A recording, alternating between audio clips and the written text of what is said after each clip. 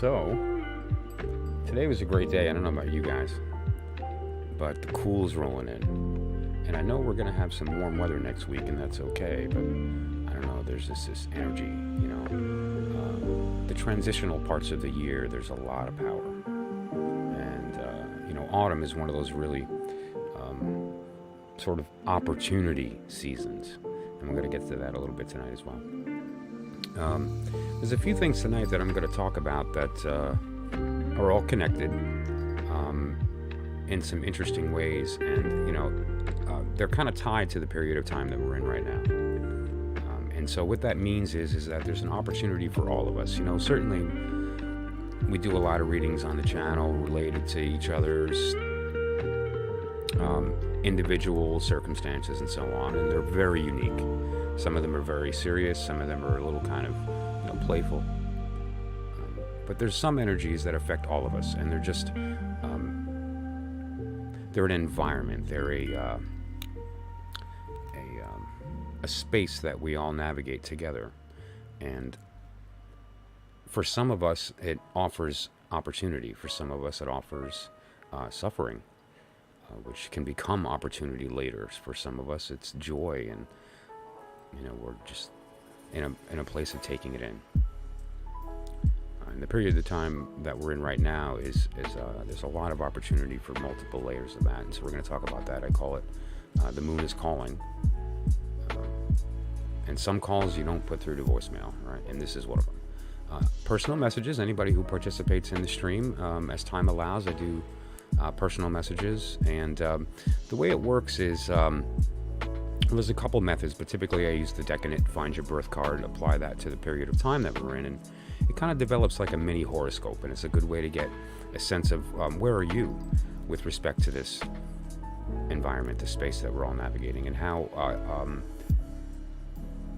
can you best, understanding where you are, determine how to make the best of it, grow if possible, profit if possible, or at the very least reduce suffering, right? And that's really the goal here. And now the daily messages, I do 4 a day. They're on the channel now for the 18th, and you can check those out. And again, if time allows, I like to go through them long form. Not very often that I get to, because there's other things that I do otherwise since they're posted up, but when I'm able to, it's insightful.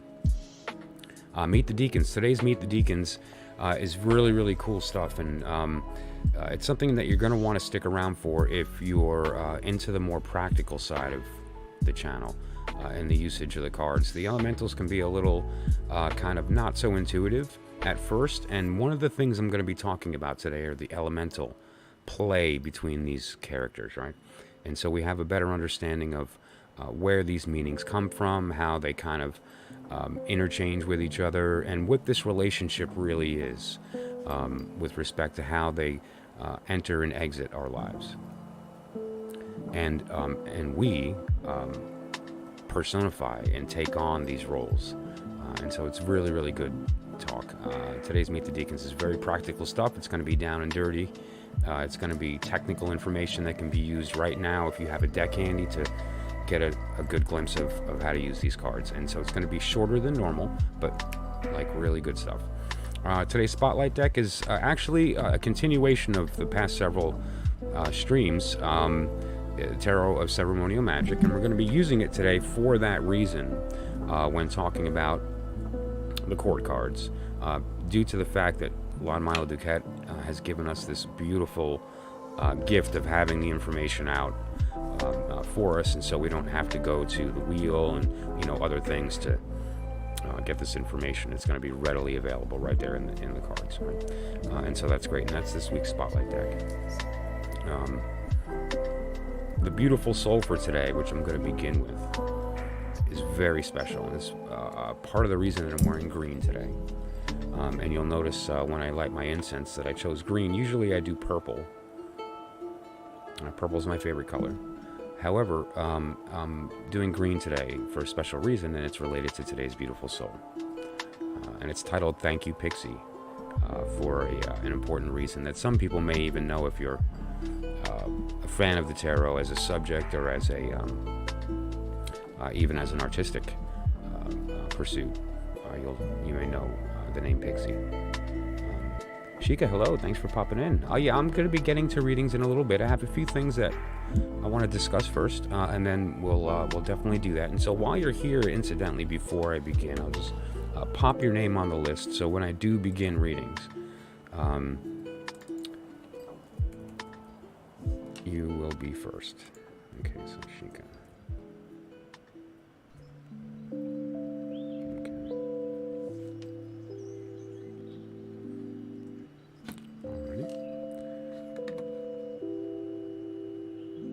And so when I do start doing readings, you will be first.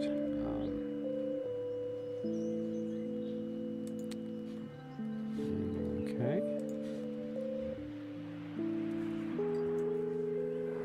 So, Shamila, hello. How's it going? Thanks for popping in. And of course, random acts of wisdom, which we're going to do right now. First of all, Shika, this one's for you.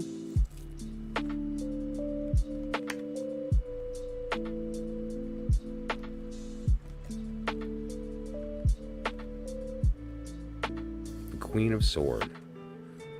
This is going to make a lot more sense to a lot of people tonight after we do the talk on the court cards. Queen of Sword. The Queen of Sword is air, the mental, right? And if we look at the wheel here as an example, and we see how this emerges, where the Queen of Sword is on this wheel, we have this idea of the element starting and then emerging into itself. So the Queen of Sword is in the period of time of the Ten of Pentacle, which we are in right now. We just began this period of time. And it's going to be ending on the second portion of the Libra, right? And so that, which is both represented by air. However, it starts in Earth. And that's one of the things that we're going to be looking at tonight with the court cards, is that, you know, the Queen of Sword, which represents air, represents actually the earth part of air. And she emerges in earth and then is realized in her true form as air through the process of the transformation from Virgo, the period that we're in now, to Venus, which is Libra. So it's this idea of going from the mind of Mercury into the heart of Venus, you know, the discernment, the pickiness, the order of Virgo to order, but of the heart, not the mind. And so that's the random act of wisdom. And that one was for Shika. So real quick, Sharmila, let's take a look. Just a quick random card. Okay. The Nine of Pentacle. Now we've seen this recently, haven't we? We are right now in the Ten of Pentacle period of time, right? And the Nine of Pentacle is this card of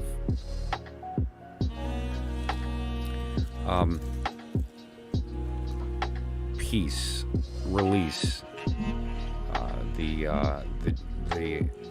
the lack of imposition, right? It's kind of the ecstasy that comes with knowing that the work is done and you are aware of that, and further the sort of the end of that work, right? And now we're in the period of time of the 10, right? And what the 10 represents is this idea of reflection. It's the idea of looking back at these people in their roles and saying, you know, who was I during this period when I was a little baby looking out? Like that he's looking at us for a specific reason too. The adults, when, you know, the parents, and then finally the stage of kind of reflecting. And this is an opportunity / warning of wanting to have the peace that comes from the 9 that you're now in a position to share, or the disappointment due to the lack of achieving that opportunity, right? And so that's the random act of wisdom. That one was for Sharmila. And Sumya, this one's for you. Ace of Swords. Ace of Swords. This is the mental world, right? This is the world where the soul, the infinite that you are, that becomes aware and has the desire to become like its creator, so it takes the form of a cup to receive the creator, and then moves to the stage of water. And when this exchange takes place at the right ratio, so to speak, of love and reception of that love, you move into the stage of the sword, which is the mental stage. It's the mind. It's the union of you and your higher self. And in that moment is the universal mind, which is the ace of sword, right? And then from there, with those three things combined, we have Pentacle. But this is the stage of sword. So this is mental energy. And so for you, you're looking at moving your desire from your heart into your mind. And so it's kind of the idea of, if you're looking at a situation that you're unsure about what to do or how you're supposed to act or react or what's next, the answer is in your mind, not in your heart. So don't look with want, which is the idea of the cup. It's empty and is ready to receive. That's the state of want. And instead be in the sword, the mental state, which is a state of action, but dutiful, thoughtful action. Okay, so that's your random act of wisdom, and that one was for Somia. Okay, and so that's essentially what we're going to be doing today. And I'm going to start with, and we'll be getting to readings, just to be clear with everybody, probably in about 30 to 45 minutes. Okay, and then the free list will begin. And the way that works is that I put your name on the list. If I call on you and you're not here, I put your name to the back of the list. You're not off the list, you're just to the back. And so there's still an opportunity to get a reading. Anybody who donates jumps the list to the front. And that includes $1 for a 1-card reading. However, free readings, I pick the subject and I pick the spread. Okay? If you want your own specific question answered, for as little as $1, that can happen. Otherwise, I have several different spreads that I'm capable of doing in this setup here on a live stream for $1, $5, or $10. Okay, and there's a very special thing I started doing recently, and it was based on some feedback from readers and a couple of people that have followed me throughout the years on different media, so forth. Gift a reading and it's half price, meaning that if you buy a reading for somebody else and you give it to them in the stream here to get their reading, and you pay for someone else, it'll be half price, right? So a $10 reading will only be $5. And that would allow you to also take advantage of the promotion, which is free incense for any reading $10 or more. Okay, but it would only be $5 because you're buying it for somebody else. So that said, the readings will begin probably in about half an hour to 45 minutes. I'm going to try to keep the pace a little faster than usual. I know I can get long-winded, but when there's a subject that I think requires attention, I don't like to rush. Just like with my readings, I don't rush my readings. Even a 1-card reading, I take as much time as necessary to get to the heart of the message here and what we're trying to do. And I commit to that with everyone I do readings for. So that said, I'd like to begin this evening with today's beautiful soul. It's the reason I'm wearing green. It's the reason I chose green incense. Today's beautiful soul is Pamela Coleman Smith. Now, some people may know her name as the artist for the Rider-Waite deck, but there's some other reasons that I chose to talk about her today. And I name it Thank You, Pixie. And the reason I say Thank You, Pixie is because I mean that. Thank you. Thank you, thank you, thank you, thank you, Pixie, for who you were and what you did. And so she's a very special person. She is the artist of the famous Rider-Waite deck. And why is it called that? Well, there's a lot of reasons, and there's some conjecture about that. But what we know, obviously, is that Arthur Edward Waite, who was a prominent member of the Golden Dawn, commissioned its production and was tantamount to the creation of the symbolism of the majors in the deck. The minors he left up to her. But that said, to most of, to a large degree. That said, though, he was the commissioner of the deck, but she was the creator. Let's just be honest, right? The language, the accent, the voice of that deck is the art. You can get 10 Hermetic decks and put them next to each other, and the symbolism is similar. So nothing against Mr. Waite, and please understand, he also wrote the book, which is an excellent read. And, you know, no insult to the Golden Dawn, of course. We are in their debt. However, she died broke, and no one knew who she was. And now, obviously, she's gaining popularity now and prominence because we're getting to a stage where we're emerging into this feminine energy. And as the age moves into that feminine energy, it's going to become more obvious of the transgressions. And the tolerance for that will wane. And that has already begun. And this is my contribution to that. And especially with respect to the tarot. Now, she was, if you look at the period of time she lived, this is 1878 to 1951. She was a half-black lesbian. When she created this deck, it was in I would imagine 08, because it came out in 1909, so I would imagine that it was, you know, about a year prior that she sat down and they did the work to figure it out and did the sketching and did the, you know, the work. And, you know, there is arguably maybe a half a dozen people that belong on a list that includes this woman's name with respect to the impact on the tarot. And, you know, this includes Crowley. This includes, you know, going back even further to Eliphas Levi and the Golden Dawn, going back even further to, you know, Hermes Trismegistus and whoever the actual people or person was that gave us that wisdom, and even older than that, right? The unknown authors of the Sephiroth, and so forth. Very, very small list of people, and her name's on that list. Because whether or not she was an occultist per se, she channeled this knowledge.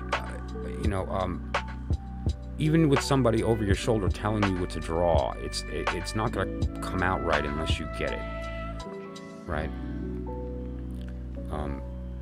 And you know, she wasn't necessarily an occultist. She was an artist, and she was an intellectual, and she was also a feminist, and she was never known to have had a boyfriend or been with a man. And one of her closest friends for decades of her life was a very prominent feminist and lesbian, open lesbian for the time, which was really, you know, a big deal. Not in the circle that she was in, but one of the reasons that she hung out with occultists is that it didn't even enter their minds that she was a lesbian or that she was half black. She was Pixie. And that's kind of how we are now, right? Any other readers, occultists, visionaries, guides in the room? She died broke and nameless, right? It's crazy. But, you know, the idea of her being an occultist or not is irrelevant because, again, I believe she was the inner sanctum. I believe she had achieved this sort of channeled understanding of things, and that it was maybe either the cause or the effect of her physical form, which is this beautiful, by the way, look at her. I'm sorry, I'm a man. I think she's attractive, and there's something special about her, that her eyes. There's a wit that comes from intelligence and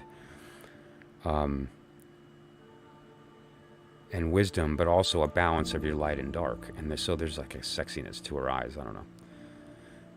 But the beauty there is a product of, or a reason for her channeling this inner knowledge and giving it to us.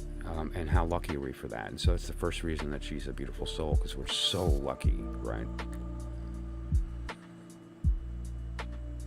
But I believe that there's evidence of the fact that she channeled this knowledge, and I'm going to read a piece of her poetry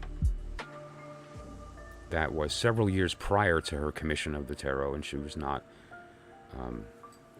trained in the tarot or any of these things. And this piece of poetry I'm about to read is absolutely relevant to a period of time that we're in right now. represented by the Hermit, and I've spoken about it at length.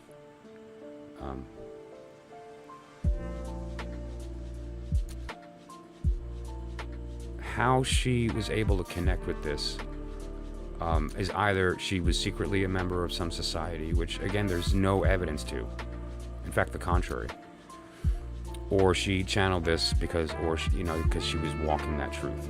She just got it. And how jealous, right, that somebody has that level of connection. And so this is the poem. Now there was a series of publications that were created by several people, her included, and she contributed to.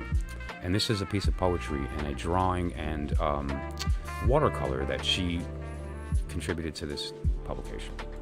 This came out several years prior to her having any connection to the tarot. It's called Alone. The publication is called the Green Sheath. Now, a sheaf is a bundle of grain, like wheat, or tall, and then tied up into bundles and kind of stuck up, standing up. That's a sheaf. And so the name of the Green Sheath is a beautiful name, just respect to like the bundles of your, kind of like your gems of art and wisdom and so forth. So it's called Alone. And just first of all, look at the art.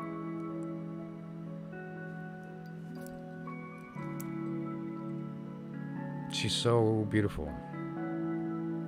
Look what she made. I just really... And so it's called Alone. Alone, and in the midst of men. Alone, mid hills and valleys fair. Alone upon a ship at sea. Alone, alone and everywhere. Oh, many folk I see and know. So kind they are, I scarce can tell. But now alone on land and sea. In spite of all, I'm left to dwell. In cities large, in country lane, around the world, 'tis all the same. Across the sea, from shore to shore, alone, alone, forevermore. PCS. Beautiful. If there's any readers in the room or watching this video after the fact, or any, students, this is called the Hermit. That's what you're reading. And it's I don't know if she knew that. I doubt that she knew that. I don't believe that. However, there's something very beautiful about this card that's even more profound, and we're going to talk about that right now.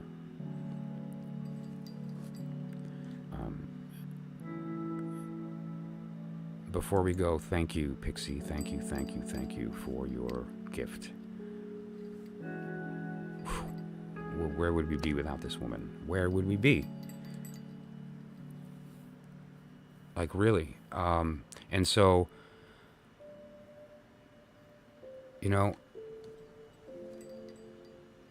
it's a ray of light that draws our attention if we allow it, and it draws the attention of that part of us that is intolerant of injustice. It draws the attention of that part of us that should force ourselves to recognize the source of the truth in our lives.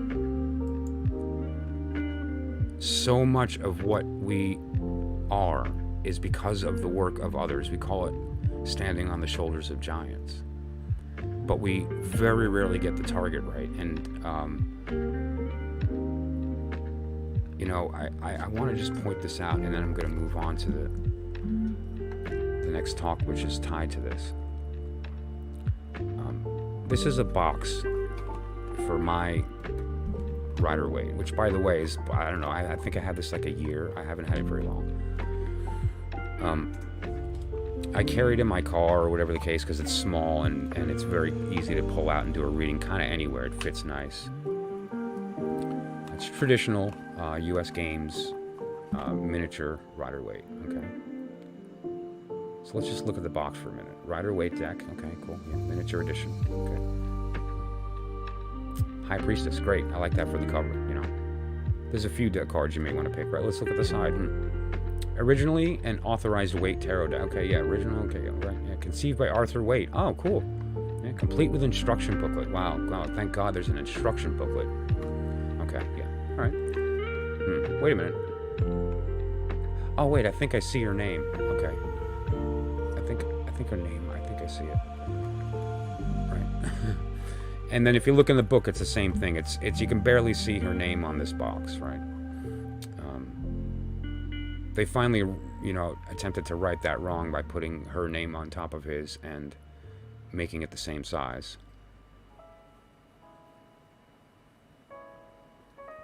And so, this isn't some kind of like scathing review of U.S. games. I am a huge fan of U.S. games. Understand that those are magicians.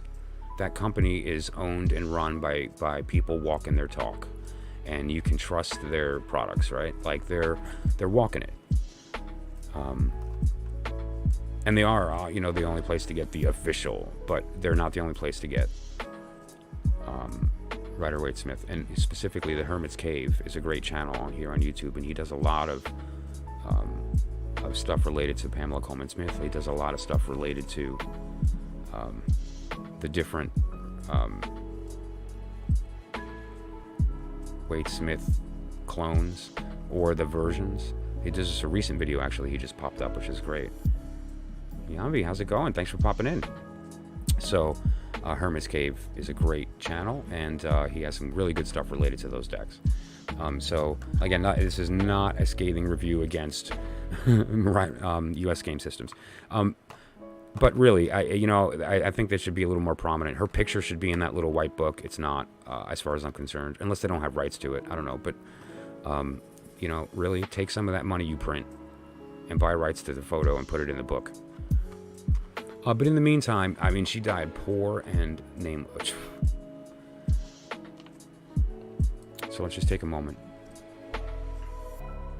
to recognize the beauty of this woman's soul and the fact that she passed away on September 18th, 1951, today. And the world was not the same. And the fact that she's coming into prominence again is just a testament to the fact that there is an injustice with respect to the recognition of some of these women and their contribution, not only to the tarot, but to spirituality, right? Tavon, you know what? You are on the list right now. Let me put Tavon on the list because as a very patient individual.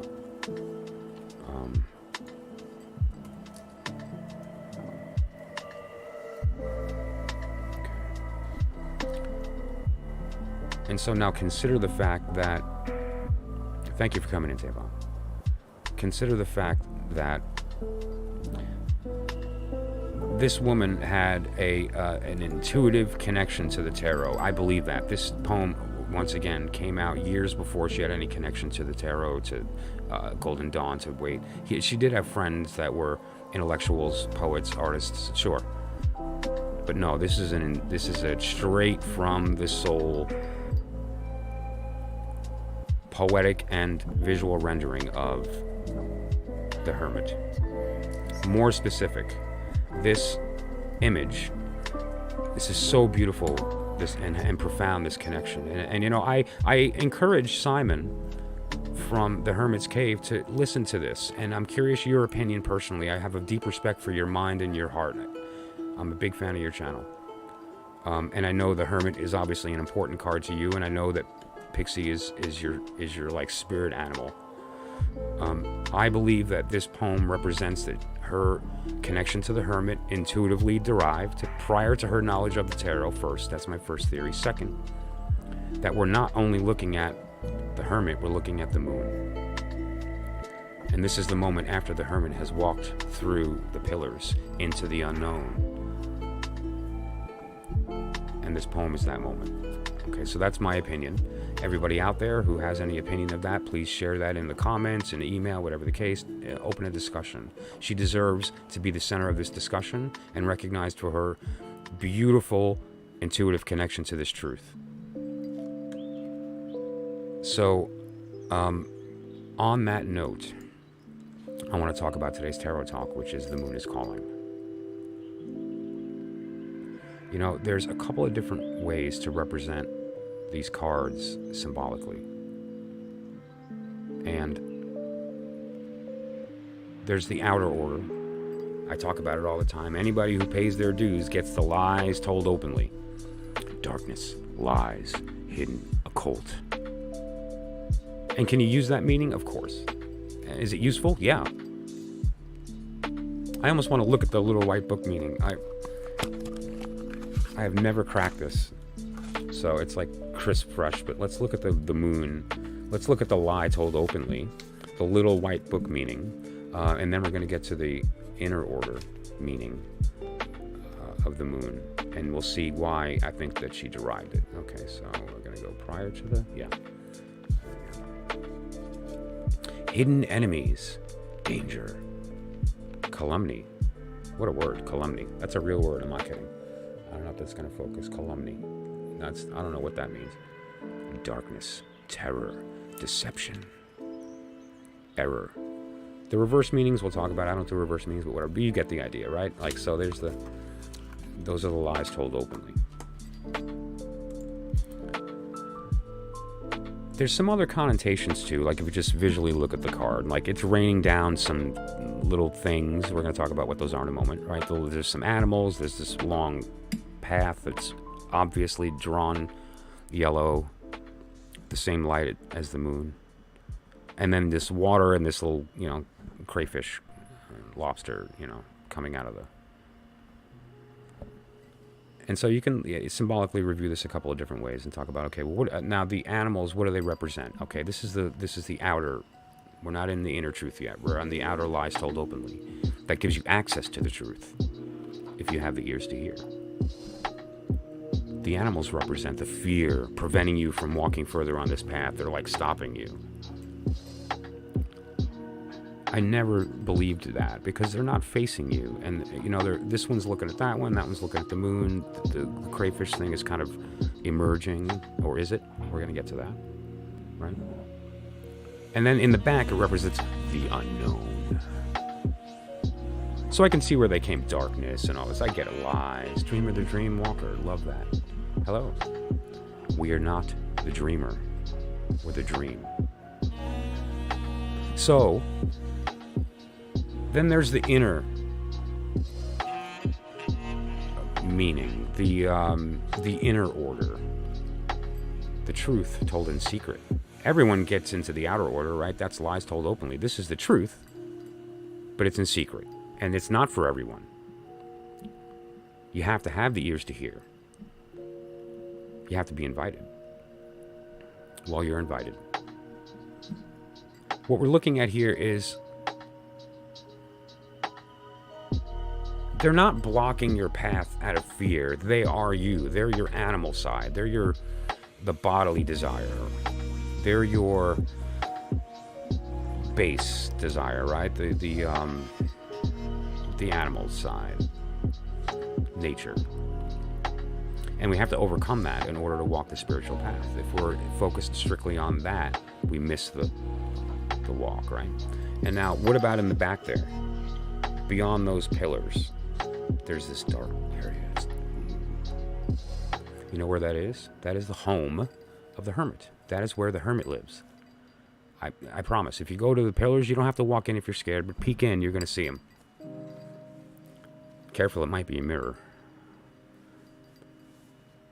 That is where the hermit lives.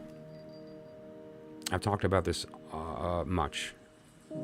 There is no truth in the light. The light shows us everything, and so it's hard to discern the truth from the falsehood. But in the darkness, we have no choice but to use something other than our eyes. And so we shine our inner light. And our inner light is a superpower that can only shine on the truth. But we have to be able to go through the journey into that darkness. And that is the hermit. And so he lives in the darkness. Okay, so that's the secret told, or the truth told in secret. It's not openly spoken, but it is the truth. Okay. There's some other ideas here that I want to talk about with respect to this process, and then we're going to get to the inner sanctum, the truth told openly. And you can't start there because then it makes no sense. The only reason I didn't get there first is because it's too simple, right? Isn't that the rub? Isn't that the work in the secrets? If I just tell you the secret up front, you almost won't understand because it's too easy. We're talking about here the idea of the Hermit. Now, why the Hermit?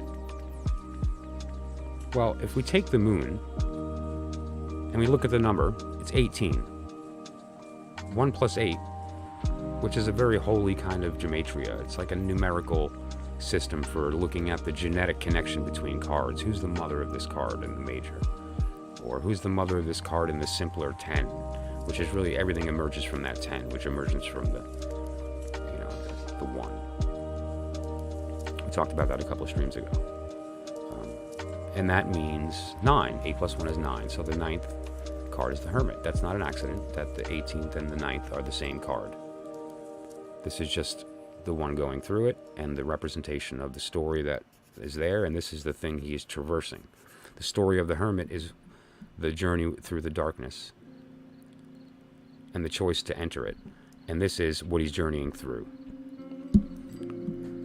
Now, what is at the end of that darkness when you're done and you've done your work is the star. Because what you do is you find yourself, and when you do, you realize all the stuff you carried in, you're not carrying anymore. You left it at the door, and without your knowledge, you were shed of it through this process. In the dark, you didn't realize you were stripped naked, but now you wake up and you have no clothes on. And you're in this state of yourself. So beautiful. And what is self? Self is the you that was born at the beginning of time, that's at the end waiting for you to catch up, that is devoid of all this, that knows the end of the story because they lived it. The star is the result. It's the thing that we are that's crying out to become the Hermit and to take this trip through the moon, right? So now let's get into the truth told openly. There's this idea of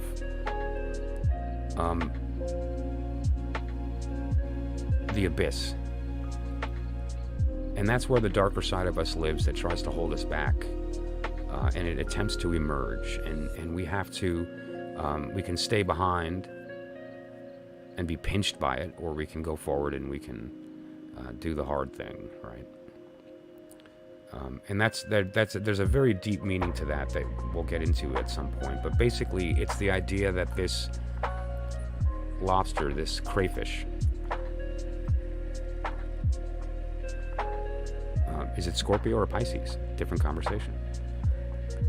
Emerges and slips back, and eventually will be held at bay when we find our balance, this is another term for the star. Right? Now, no, it's an 11, Michael. Well, yes, it is an 11, but it's not, because the tarot was corrected, the numbers were corrected. Clearly, justice represents Libra, right? And clearly, strength represents Leo, and so let's not nickel and dime over pennies. Numerically, it's an 8. And so what we have here is the 17.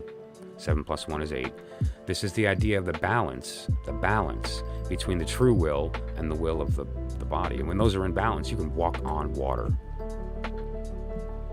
They must be in balance, otherwise the will is quieted, the base takes over, and then we wind up having bad things. And this is the thing that holds us back from taking that journey. We'd rather give in to our base desires. We'd rather give in to the lie because it's convenient. The devil only controls our mind. That's it.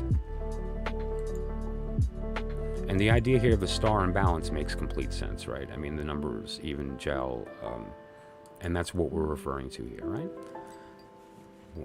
Land and in water. Then we have the lovers, which is the idea of the temptation. right? It's the idea of the fall, and the fall is necessary because in the fall is the dissolution of self, which allows for the star to even have an opportunity to emerge. And where does that dissolution take place? In the darkness. In fact, it's the only place that that can take place. Kind of an important place, right? Pardon. And now if we're able to overcome this and we're able to take the trip of the Hermit,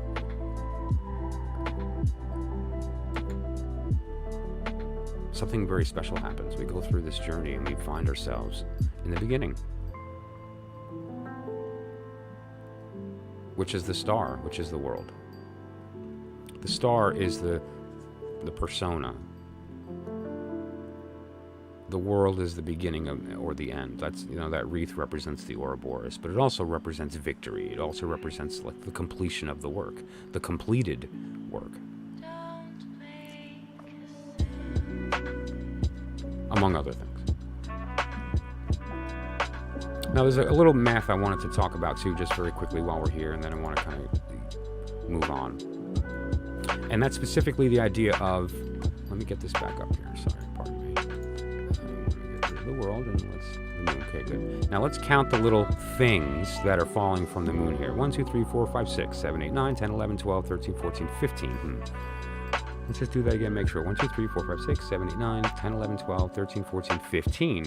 That's not an occult number. That's not a holy number. Shucks. I was hoping it'd be 12. That'd be cool. That'd be fun to talk about. 12 is representative of the wheel of the sky and the sign. Well, we don't get to do that. There's 15.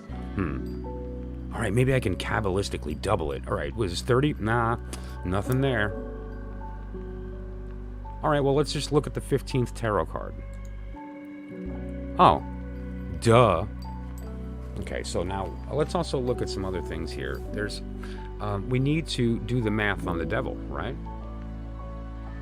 15, 1 plus 5, 1 plus 5 is 6.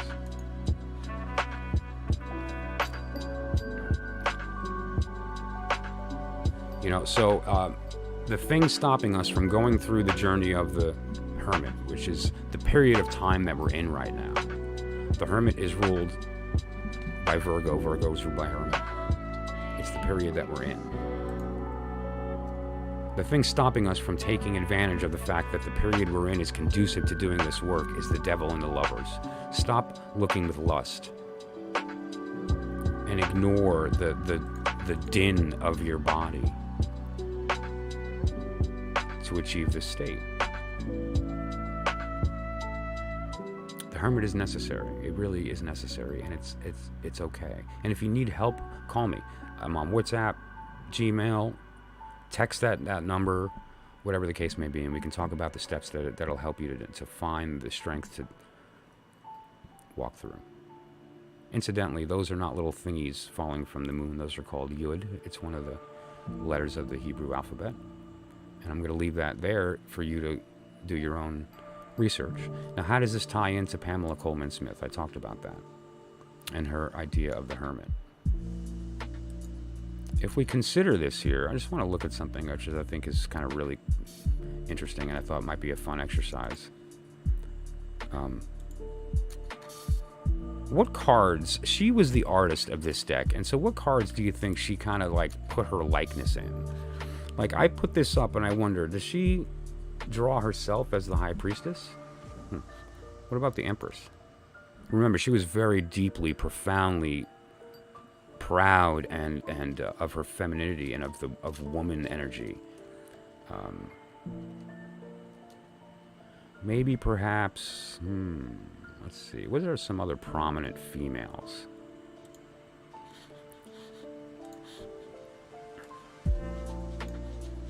I don't know about that, but there's one that I almost like bang on think is her, and I think it wasn't intentional. Look at the hair, even. Maybe? I don't know. Maybe I'm stretching. Maybe I'm just fanboying on Pixie. But so, I don't know. The point is that, her understanding, her intuitive connection to the Hermit specifically in this piece of work begs the investigation of her prior artwork prior to her commission with weight, right? And are there any other instances of that? Here, these two trees, I believe, represent those two pillars in the moon. Let's pop that card out real quick.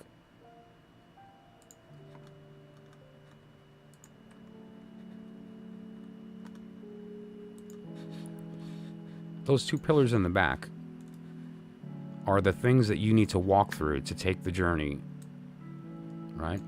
And now you cannot complete that journey without walking through those two pillars. Okay? They are, you know, part and parcel to the journey of the Hermit. Now, that said, let's just do some toggling and look at this piece of artwork here. Right, the two trees are obviously clearly the columns of the moon card, and this individual, which is her, walked through them into the darkness and then wrote this. And you know, if anyone has any question about what the Hermit means, it's called alone. So that's it. That's what I have to say about that. Thank you, Pixie. So, we talked about the moon is calling, and we talked about our beautiful soul for the day. And the final thing to talk about is going to be to meet the Deacons, the elemental quartz, but we're going to do that later. Right now, we're going to throw some cards for people. Okay, so let's get the list going. Right now, the list I have is starting with Sheikah and then Tavon.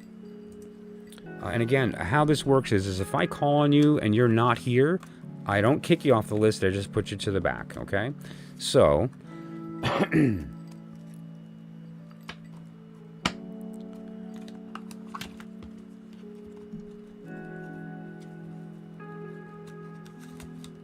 actually, what am I doing? I don't want to put this in my box. I want to put the little white book back in the box. I don't use this box really too much because I have it in. Okay.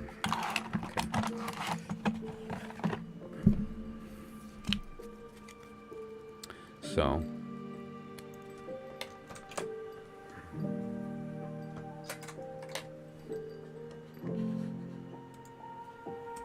okay, after Tavon we have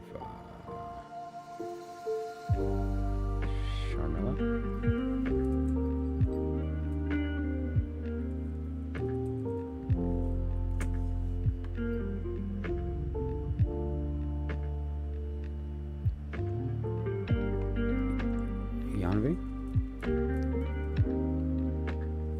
Also, if you are not here for a reading and you're just watching, let me know, and then I'll just take your name off the list. And you know, just Artie, how's it going? Thanks for popping in. 2, 3, 4. Let's put one more on there. Wave Killer.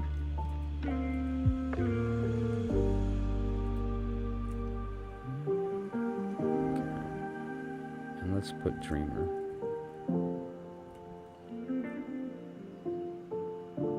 We are not the artist, we are the art. We are not the dreamer, we are the dream. Okay, Artie, I'll get your name on there as well.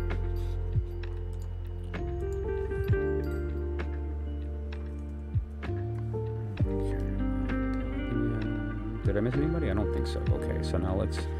this list is closed.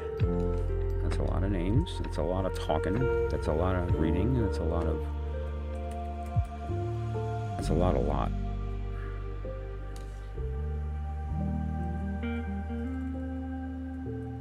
Okay. Now let's see how that looks. I might have to change some stuff here. Yeah, so we're going to do a little break after Yanvi.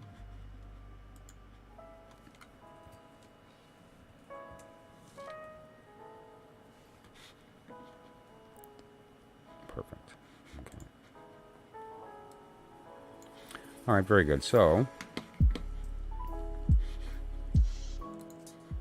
this is the list as it stands. Now, what I need everybody to do is please let me know you're still here, okay? And so the list is right here. Right now, it's going to be Sheikah, Tavon, Sharmila, Yanvi, Wave Killer, Dreamer, Artie, okay? If I missed anybody, let me know, and I apologize. We'll get you as soon as I can.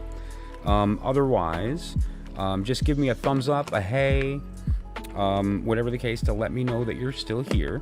I will be back in 3 minutes to begin readings, okay? So, in that order, and if you don't answer, then I won't know that you're here, okay? So, Sheikah, if you're here, let me know. Tavon, if you're here, let me know. Sharmila, Yambi, Wave Killer, Dreamer, Artie, and I'll be back in 3 minutes, okay? I just gotta make a quick coffee, and I'll be right back.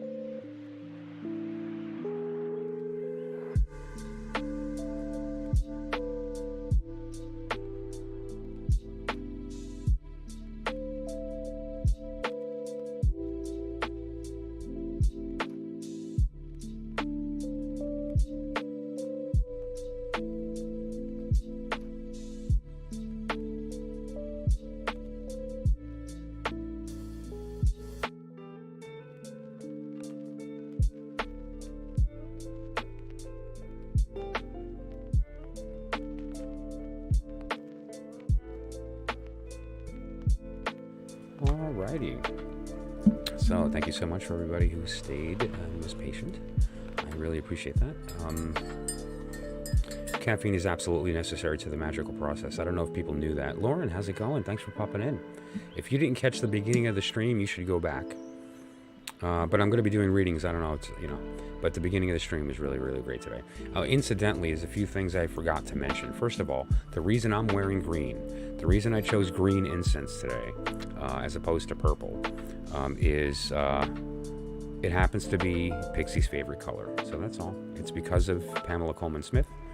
And we have her to thank for this beautiful tarot that we use, and we have her to thank for, well, a lot of things, which again I talked about, but her favorite color happens to be green, so that's why I'm wearing it today.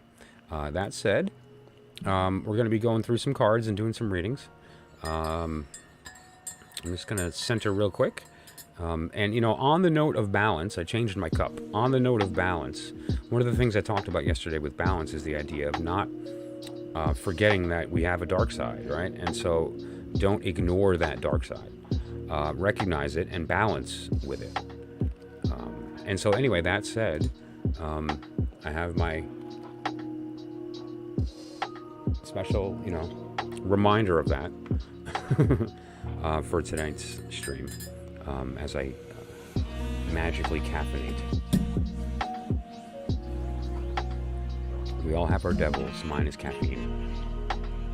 So let us begin. Just move my pentacle and light some incense.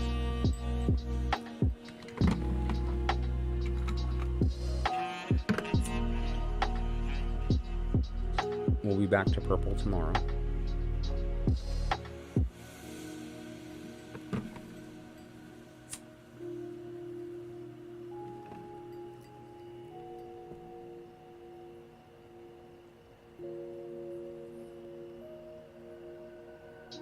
Oh, I like that. That's very clean.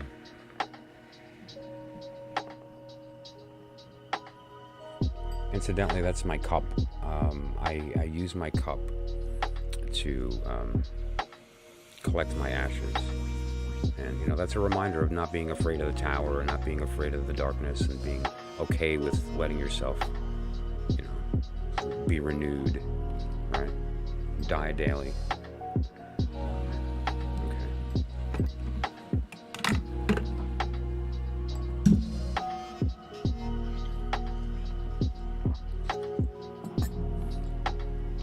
If you do that too, not only do you find a path toward enlightenment, but you really get to freak out your friends and family. You're acting strange. You seem different every day. Well, yes. In fact, we're different every moment, aren't we? So, let's see. We're going to begin with who is still here. Tavon, if you're here, say hey.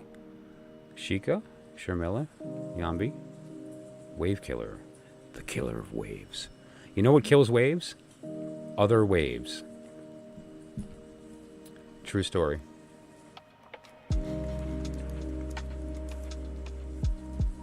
Well, that's a bold statement, Michael. How could you just say that? Well, okay. I think this calls for a random act of wisdom. So what we're going to do here, I'm going to pop up this little thing just for the heck of it. And just drop some whatnots. So if you have a wave, like a sound wave, you can hear this wave, right? And the frequency is how often you get these peaks, right? And then you have amplitude and so on, and which is how high and above and below it goes, right? So now if you wanted to actually literally cancel it out, you could simply create a similar identical wave and then move the speaker back a bit so that it does that in the air instead, and you will suddenly hear nothing. And so you can kill a wave with another wave, right? So I just wanted to, there you go. Toss that in. That has been a random act of wisdom. Okay, so that said, Artie's here. Great. Okay. Okay, Tavon is here. Okay, great. Sheikah is not here. So Sheikah is going to move behind. And Tavon, you're up.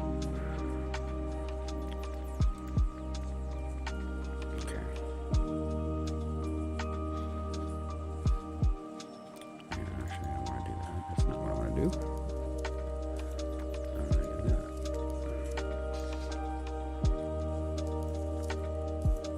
There you go. Okay. You'll have to give me a moment as I navigate through the software. It's I threw this together willy-nilly on a just a general desire to finally, you know, I felt I was prepared to share, right? And so it was such a compulsion that it was the right time to do what I'm doing right now, that I just threw everything together. And so I built this very willy-nilly, and so it's a little, you know, clunky as I kind of perfect it. And I appreciate everybody's patience through that process. So let's see, Tavon, you're next. Okay. Will I reunite with friends when I move into? Interesting. Okay, yeah. Okay.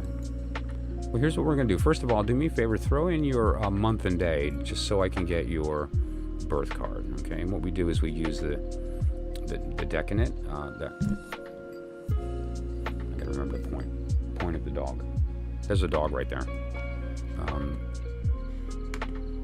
And we can use the simple wheel. So let's just use the simple wheel for now. You just need to find your birthday on there and let me know what your card is, or you can just put in your month and day, and that will allow me to. Okay, July 16th. So let's take a look, and that puts us at the 4 of Cups. Okay.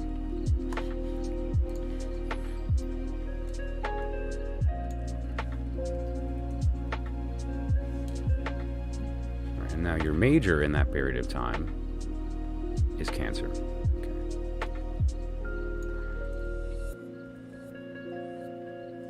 Okay.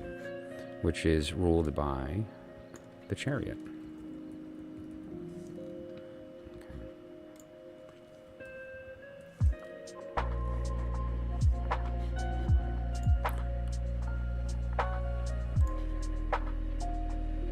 Just a moment.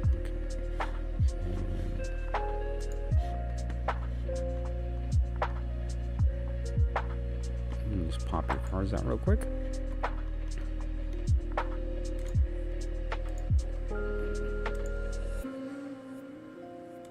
There we go, 4 of Cups, and now you are ruled by the Chariot.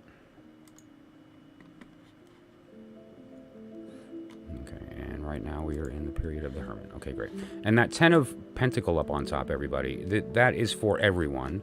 What that 10 of Pentacle is the period of time that we're in right now, and that we're about to exit in a couple of days. And so that will remain there all, well, the whole period of time, the whole 10-degree period, which is, you know, the 10-day period. And so first off, Tavon,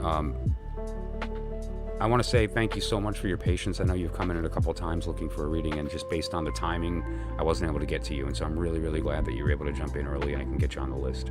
And I really, really, truly appreciate your patience.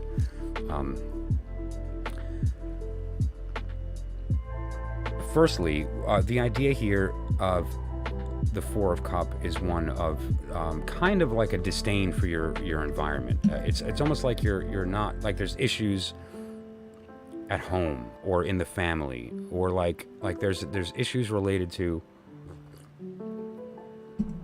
your current environment and you're not happy with it. And now each one of these cups is sort of an instance of that you look back on. And each time you look at a cup and then you look at the next one, it's like, and then finally it's like, which is sort of sad, right? It's a beautiful scene, nice hill, like that's a great tree to sit and kind of do your thing, whatever it is, whether it's reading or just kind of chilling out and, like, you know, smoke your joint, whatever the case. Flip through your phone, but peaceful, alone. And then here, the universe is like literally attempting to provide you with the proper cup with the right stuff in it, and it's like, and it's the same as everything else. So it's kind of like, one way to look at that card is cynicism. And you're right to feel that way based on experiences that you've had. Each one of those cups is a real thing, right? It's And it's specific to the fact that they're cup, meaning it's the emotional side, right? So these are things that actually kind of, when you feel something, it can have an impact, and depending upon the circumstances, it can be, nothing's permanent, but it can be long-lasting. But now we have the Chariot, and Chariot is a very cool card. I've talked about it a little bit.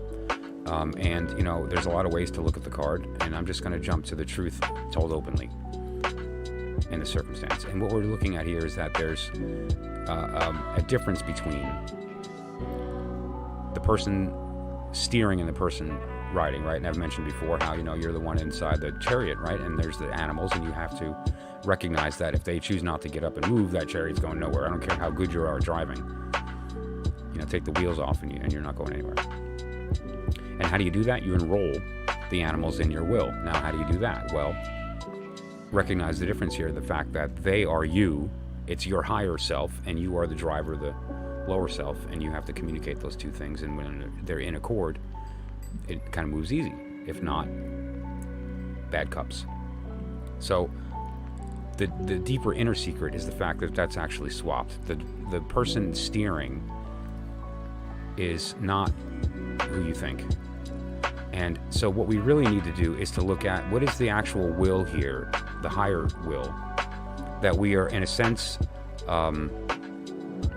unbeknownst to us, we succumb to every moment to a degree, yet we ignore. So, imagine that. It's kind of like a voice that's screaming the truth that we choose to ignore. That's kind of what in representative to the Four of Cups here. And so, what we have to do is now, we have this weird dichotomy here. We have this weird dichotomy here where we are two different animals at the same time. And we have to kind of discern between those two. And then we process that mentally. And that can be a lot.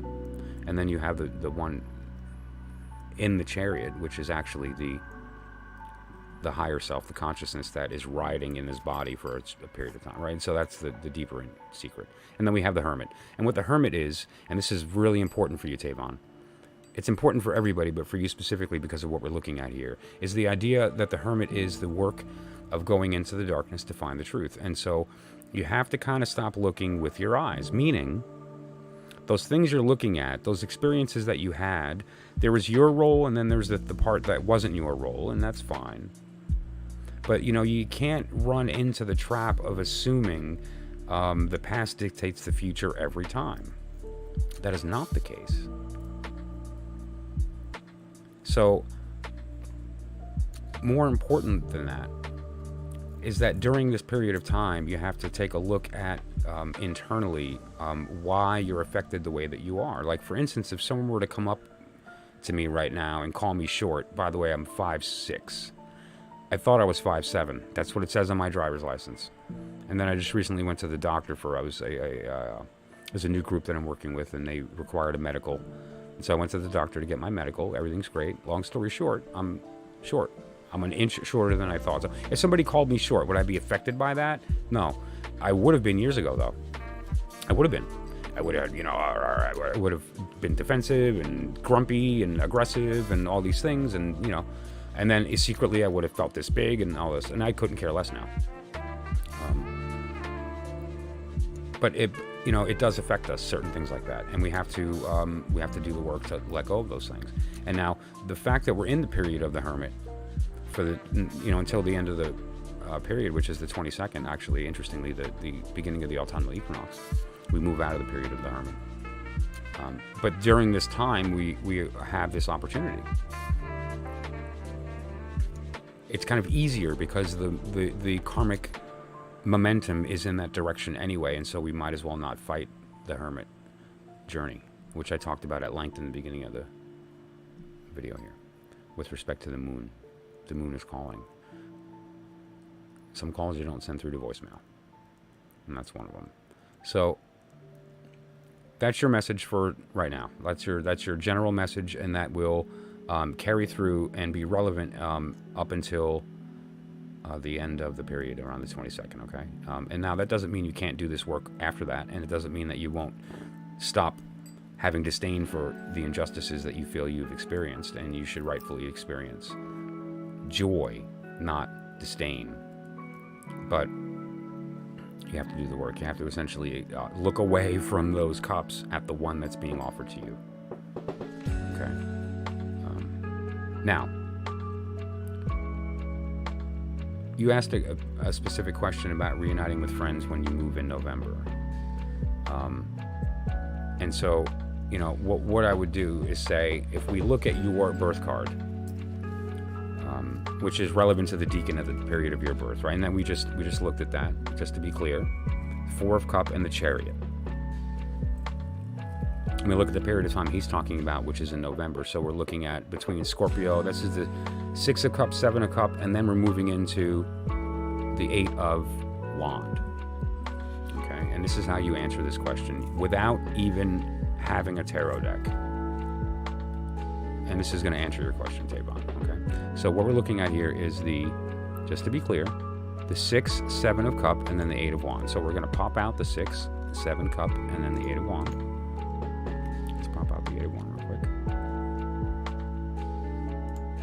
Let's do the 6 and the 7 of Cup.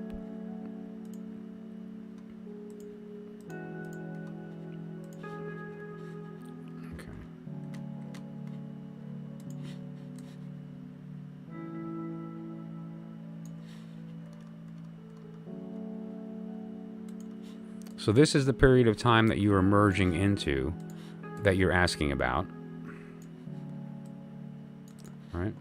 And we're also going to apply this to your the period, the Deacon that you are born under, and you'll see the emergence here. Okay. The first thing that comes up, obviously, with the 6 of Cup, is the idea of play, the idea of giving.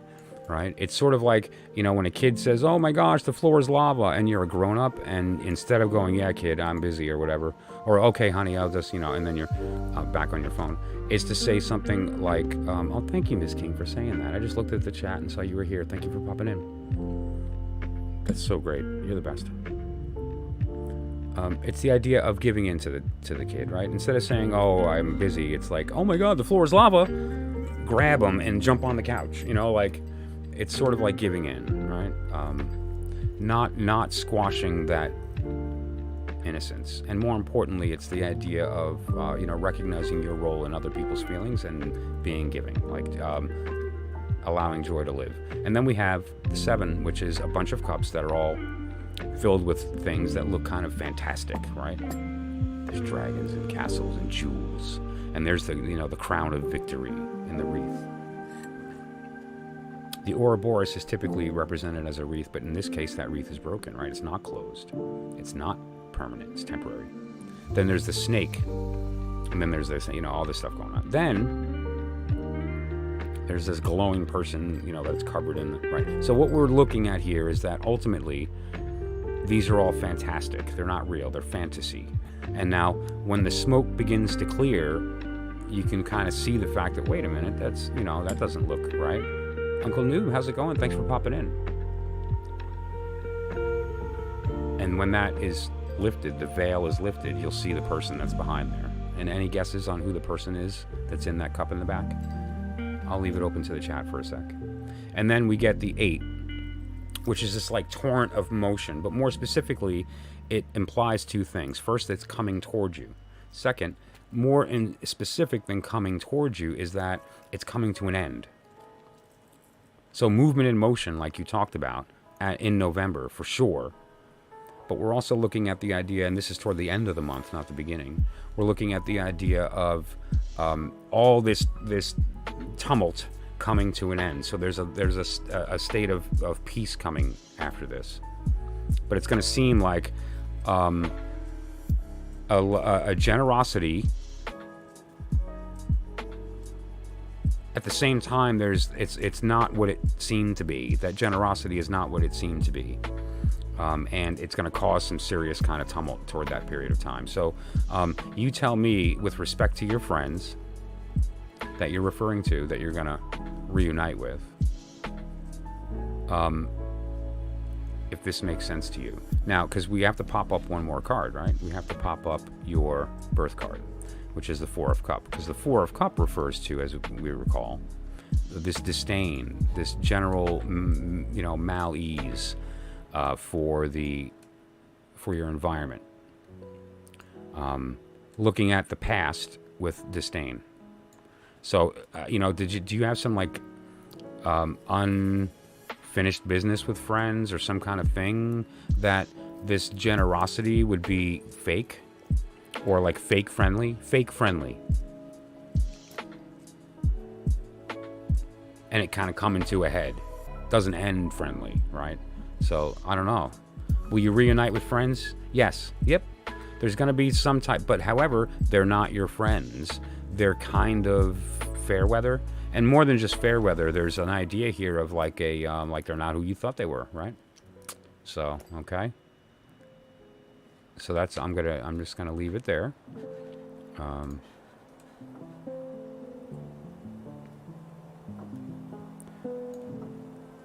me just get this to the right size, and so it's not a surprise later when I pop out the Four of Cups and it's like tiny. Okay. All right. So let's pop up the 10 of Pentacle again. Okay. All right. And so that said, I hope that was insightful, Tavon. If you have any additional questions or anything else that you want to look into, I'm available for private readings. You can either call me or text that number. The number is also connected to WhatsApp, or you can email, and so on. Now, just to be clear, there's a couple of things I've done to the channel here that I don't know if I've highlighted. They're kind of newer, in the format. Free readings, I pick the subject and spread. So I decided to do that based on Tavon's question. I could do 1 card, I can do 10 cards. It's up to me. But free readings are, I pick the subject and I pick the spread. Now, for as little as $1, you can have your question answered. It's a 1-card answer, but I think you can tell if you've seen my streams or any of my videos. I don't rush, and my goal, my will, is true to the fact that I'm here to locate answers. I'm here to provide insight, and until I do that, I don't feel satisfied. So that 1 card is more than you'd think for $1. But the 3-card readings and full spreads are really, you're getting to the heart of something deep there. And isn't that what we're here to do, right? Kind of dig deeper, get to the inner meaning of things. Now, this was based on feedback from both readers and people that I've worked with in the past. If you gift a reading, meaning that you purchase a reading and then allow somebody else to use it, it's half price. So a $10 full spread would only be $5, so that's not a bad deal.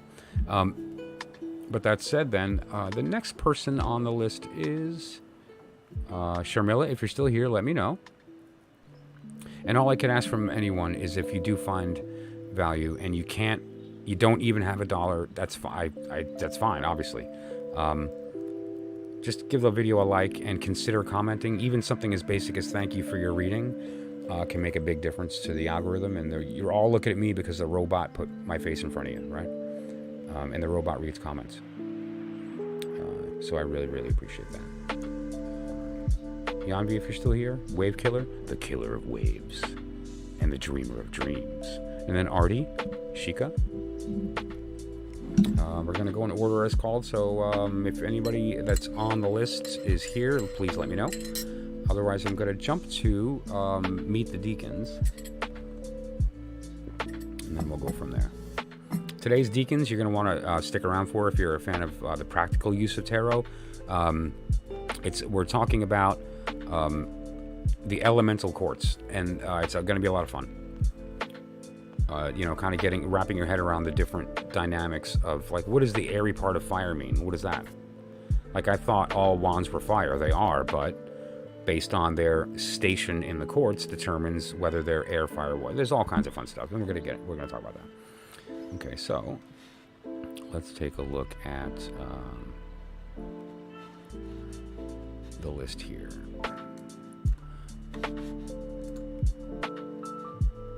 So, no Sharmila,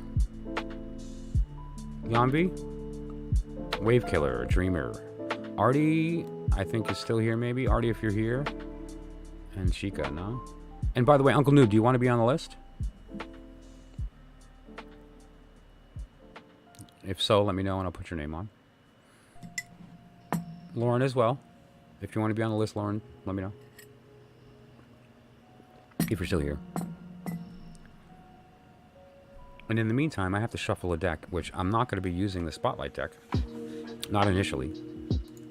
Because I have it set up for the quartz. It's in order, and it's like the perfect divine order, and so I can't mess it up for the sake of the talk. So I will use a different deck tonight to do readings, and let me think about that. Unless anybody has any ideas of what they would like to see tonight, I'm happy to pull out a deck. Looking at this, I wonder. Some of the Hermetic decks are a lot of fun. I think I'm going to take, unless anyone has a suggestion otherwise, I'm going to use the Hermetic Tarot just for the heck of it. It's one of the cheat sheet decks, so to speak. It's not nearly as effective as Milo DuQuette's Tarot of Ceremonial Magic. It is everything. It is the truth told openly. Get the book. Get the deck. Read them, live them, love them, and you will benefit from it. But yeah, I'm going to use the Hermetic Tarot tonight until we go through the talk, and then I can shuffle that.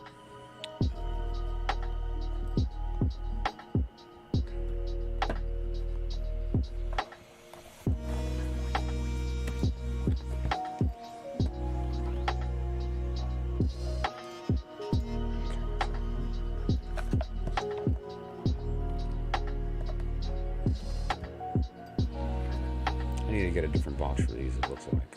It's not fitting like I would like.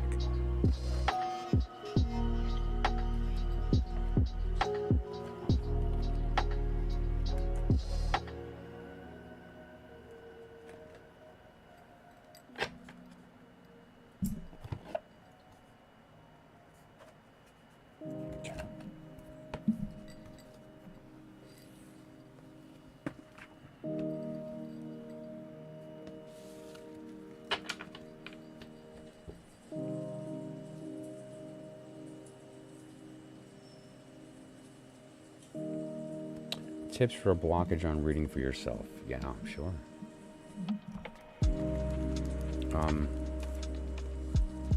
One of the ways that's really kind of like a quick, effective way, but it's sort of like diminishing returns, meaning that, you know, after you do it more than a couple of times, it sort of isn't as effective, is to pretend as if you're reading for somebody else. Record it and then listen back. Right? So basically, do the reading, and then, but on your phone, and then hit record on the reading, and listen to it back. It really, you're gonna go, oh wow, that was great. And you know, there's also stuff that you'll bump into that you didn't think about during the reading that you now can take notes on and expand on internally. Because you know, doing readings on yourself is really the idea of not just throwing a spread, which is useful, but it's also kind of hearing the message. It's quieting the din so you can hear the whisper of your higher self.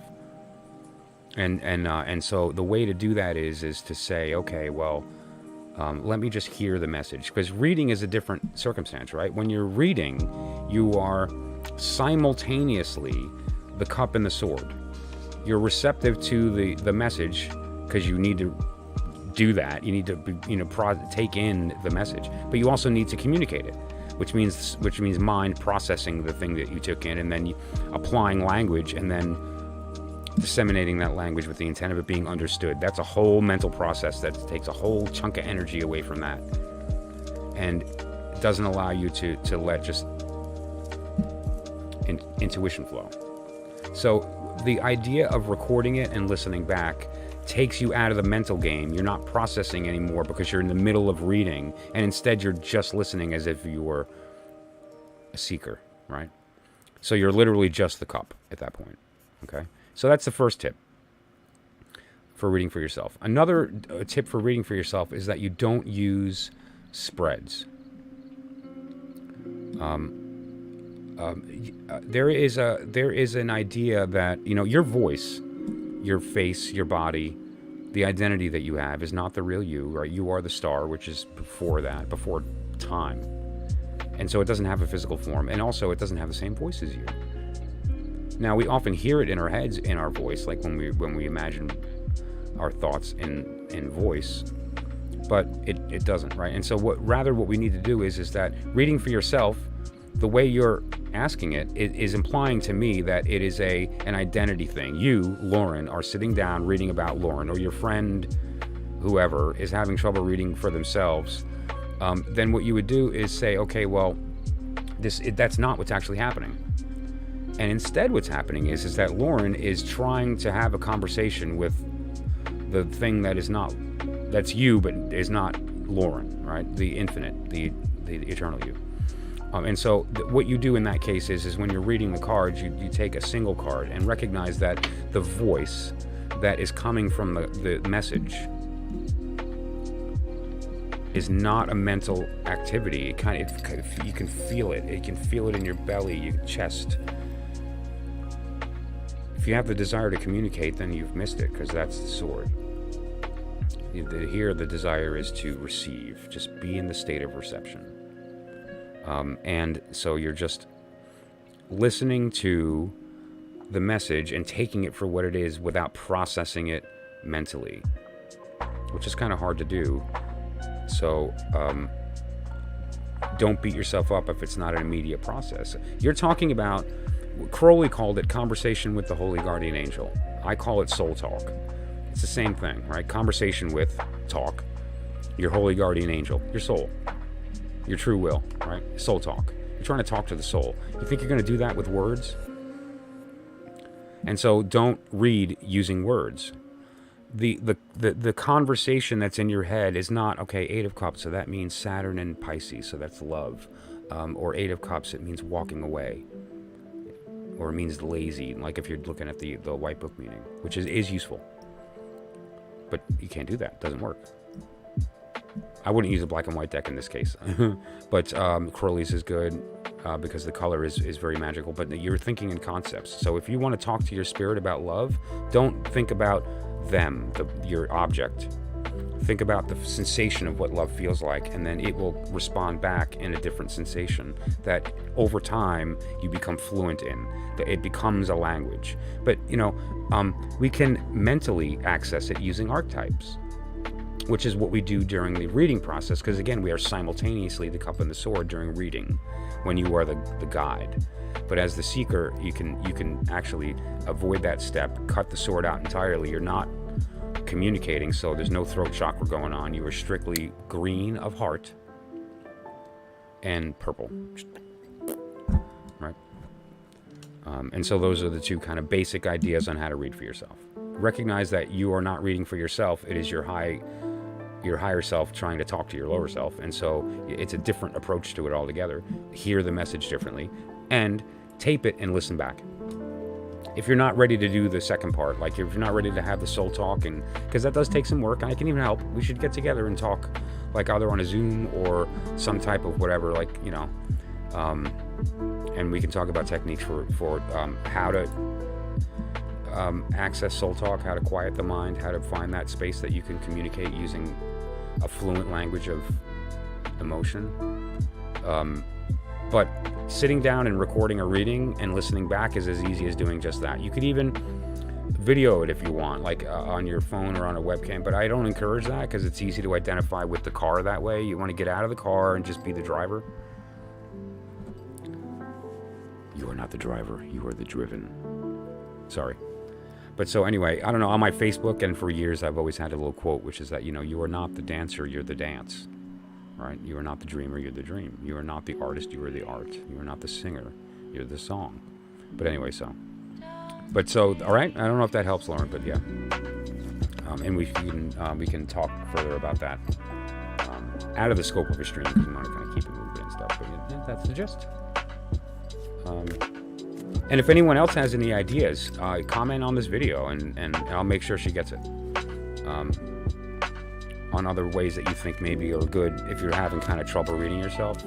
You know what? I wind up having trouble reading for myself when I have a want, right? Like if I want a result, like you gotta be, and that's obviously the case too when you have a seeker and you're the reader. That's like, you know, oh, do they love me? That implies that they want that. Do they means I want that, right? And so you have to get past wanting to tell them, yeah, they do, if that's not the answer that came up. It's the same idea with yourself too. I always have trouble when I have a desired result and it says, nope, you ain't getting that. It's like, yeah, but then how can I get that? You're not getting it. Yeah, but what about? And so I'm like, it's not working. I'm not feeling it. Crowley also said, you know, I'm going to quote him a lot over the months and years. Crowley said, true will, delivered from the lust of result, unassuaged of purpose. I think it's the other way around, but the true will, unassuaged of purpose, delivered from the lust of result, is in every way perfect. True will, the thing that's trying to talk to you, unassuaged of purpose. It is lifted from having a direction. It just is. It doesn't have a purpose. It's just being. It is the verb being, not the noun being.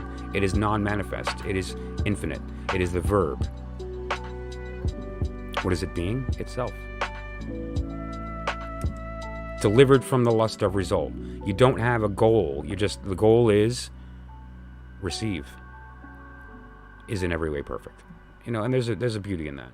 That helps so much. Thank you. Oh, I appreciate that. Thank you. And if she wants to pop in and get an answer to a question, just let her know to let me know. And I'm happy to do that. Sure. And thank you for asking. I think that was useful for me too. And I hope that somebody, you know, somebody else out there will find that useful. You know, with respect. Oh, that popped right out. So we're just going to look at that. So nobody has answered with respect to the readings right now. So I'm going to just keep the list in its current state. And however, I know somebody that's kind of going through some stuff, and I'm going to kind of just pop their name to the front. I have that power.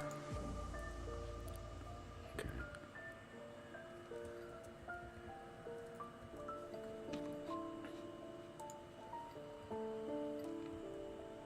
Let's make sure that. Alright, I gotta knock that off right after Wave Killer. Okay. Great, yep. And the list is closed. Okay, good. Alright, so then next is going to be if they show up. Already. And if I missed anyone, please tell me. I can be a scatterbrain. I am the dumbest smart guy you ever met. So I miss things. Things can get missed.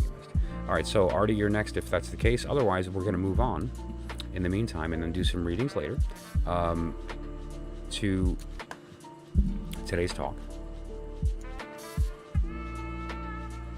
on the Deacons.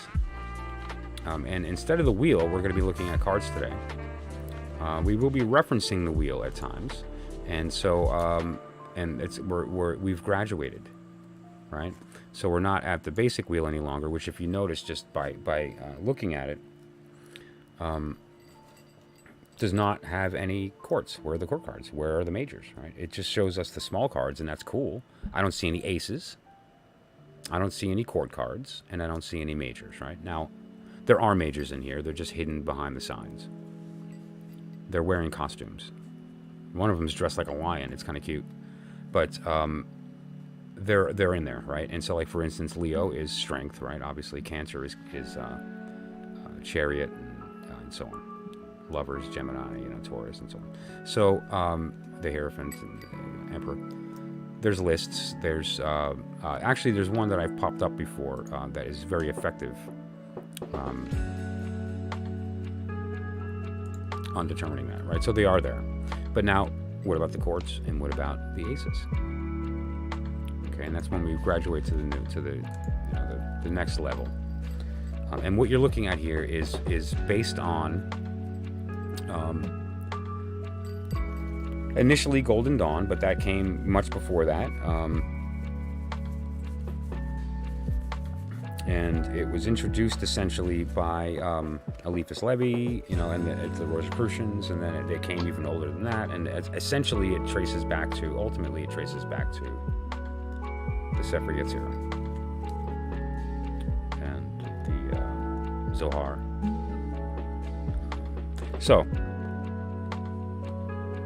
and, you know, very old pre-Kabbalistic ideas, like antediluvian, almost. There was some things that got lost on purpose there. Schlock, how's it going? All right, so let's talk about some things. First of all, the title was the Elemental Courts. All right, and now what I mean by that, and let's just get the aces out here. We talked about why order is important, right? And so the order matters, and it starts with ace of wand, and then the cup, and then the sword, and then the pentacle. Now, and again, this is just to clarify for everybody. This is the Tarot Ceremonial Magic by Milo DuQuette, and there's a link in the description. I don't earn a commission. To Magical Omaha, they're the company that is responsible for its production and distribution, and they are the official place to get it. Right? They're not just a New Age store selling the deck. They have a deal with Milo DuQuette, who is still alive and doing well, and thankfully, I have a dream one day to meet the man. So the order is important, and now if we look at the wheel and we start to understand, let me just pop up a wheel that I can annotate. We need to understand the dynamics here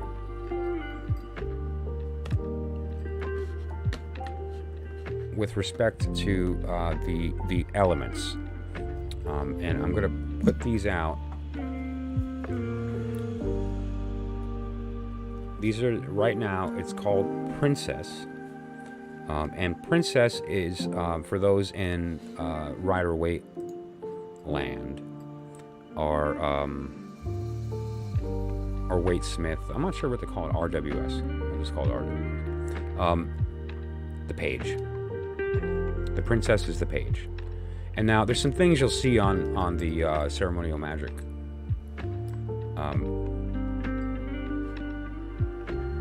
He's got the information directly on the card related to the period of time. And now the first thing that's different compared to the Deacons, you'll notice, is that they represent a larger period of time. So let's look at the period of time of the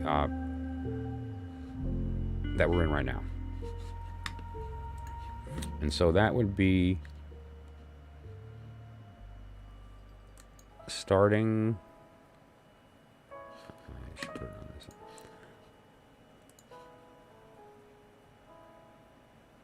Here.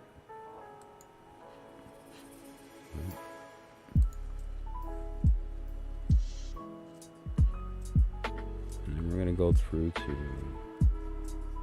here. Alright, so the Queen of Swords takes up a larger period of time. It's actually, instead of the smaller periods of the Deacons, the princesses take up an entire season. And then the smaller cards take up these other periods that come in on different elements. And this is the part that is sort of like a little weird until you kind of see it when you're looking at this, or looking at charts, especially like spreadsheet kind of charts. It's like, what am I looking at? It makes a little bit of sense when you tell the story here. So essentially how this works is, and let me kind of move back to here. How this kind of works is that each princess is offering the element that it's associated with, whether it be air, fire, water, and so on. She's offering these. Now, so that said, each princess takes up an entire season, right? So there's 4 princesses that take up the entire season. And underneath each of these, in their respective areas, are the princes, which in the RWS are referred to as the knight. I know, let's not get confused. It's the Thoth system, the Golden Dawn. They use different terms. The prince is essentially elevated to the knight through the ability to, or the desire to, court the princess. And that whole act eventually promotes them to the king and queen. And so you'll see that the king in the Thoth is called the knight, because the knight is in the process of becoming the king through winning the queen. The princess doesn't need him to become the queen, but he needs her to become king. So you'll notice on the wheel here,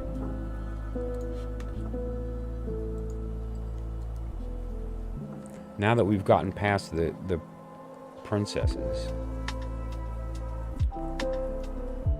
the princes themselves up here, like for instance, the last prince that we moved out of is right here.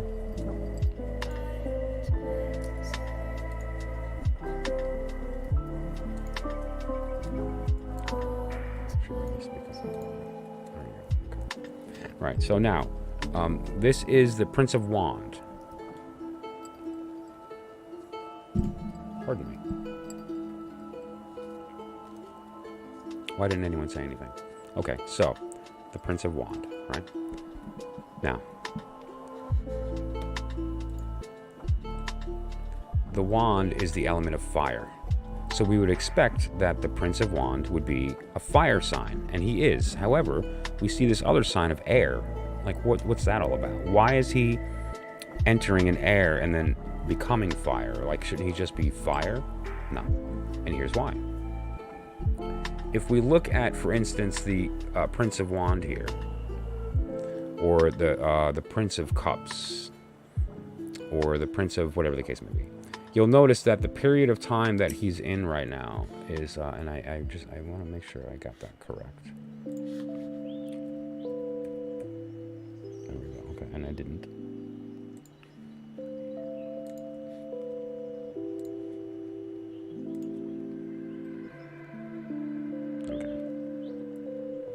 And so now there's a pattern that begins to emerge, that they are entering in a different energy than they become. This prince comes in as the 4 of Cups and then turns into the 5 of Wands, 6 of Wands. And represents all 3 deacons at once, as opposed to each individual deacon. And that can go through the entire process. And you'll notice also, and this is just another correlation that is interesting. Let's find another prince here, and I'll show you the correlation here. Okay. This is the Prince of Cups, and is going from the sword into the cups, which is, you know, a very kind of holy act, right? That's like the alchemical marriage. In witchcraft, it's, you know, it's an important ritual. The dagger into the cup. Let's look at this other prince.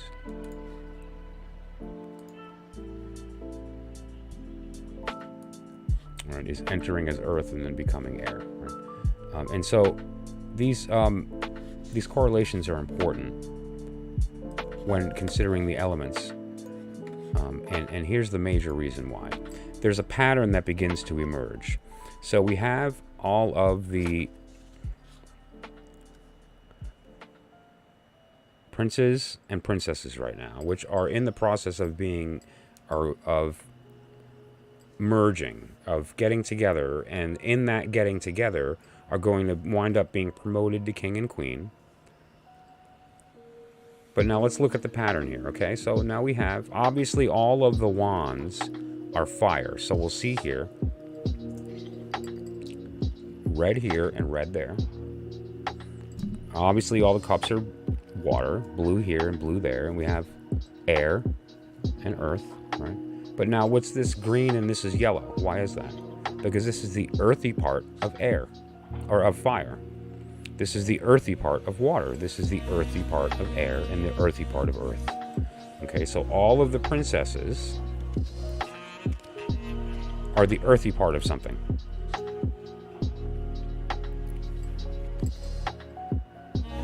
Do we see that? So the wand, which is a fire sign, is a fire. So the Princess of Wand does represent fire, but she represents the earthy part of fire. The cup is water, but she represents the earthy part of water. The sword is definitely air, but it's the earthy part of air. But the princess is the earthy part of air. And then obviously this. Now, why is that? That's an interesting correlation. And the reason that is because the princess is responsible for bringing the element into physical manifestation. The reason that the ace becomes physically manifest as the two of wand is because the princess brought it into the world through her will. How did she do that? By mating with the prince. So what we have here is the idea of this union between the prince and the princess manifesting that element into existence. Okay. Now let's look at the pattern of the princes. I think you're going to start to see a pattern. Let's get this right, Michael. Thank you very much. Okay. You'll notice that the wand is a fire sign, right? And that the cup is a water, right? And the sword is an air. And the disc is earth. But now what's this? This is the airy part of fire, the airy part of cup of water, the airy part of air, and the airy part of earth. So the princes refer to air.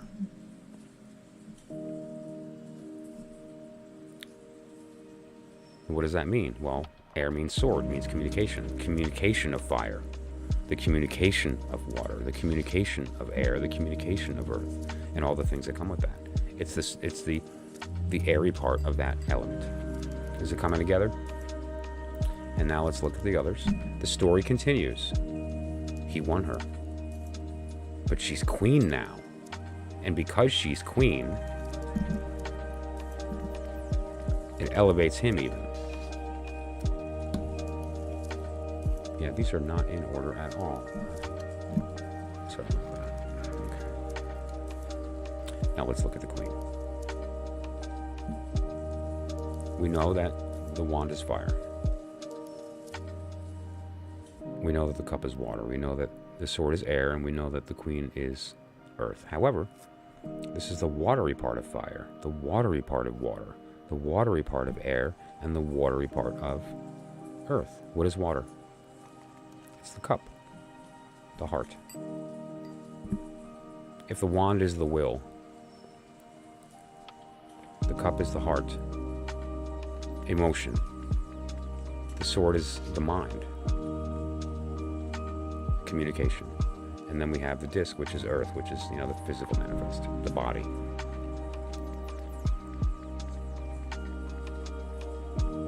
Mind, body, heart, and soul. So you can consider that when doing a reading as, the Queen of Wands represents not a person per se.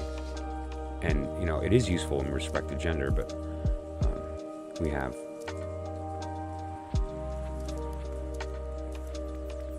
the union of emotion and spirit. We have the union of, this is just straight up emotion. And that's why you have the two versions of this person here. This is communicating emotion, the union of the throat chakra and the heart chakra, right? Communicating emotion. And then here we have earth. Manifesting emotion.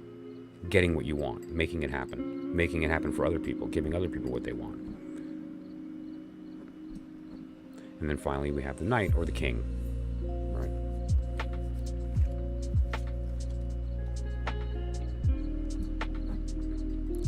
Fire.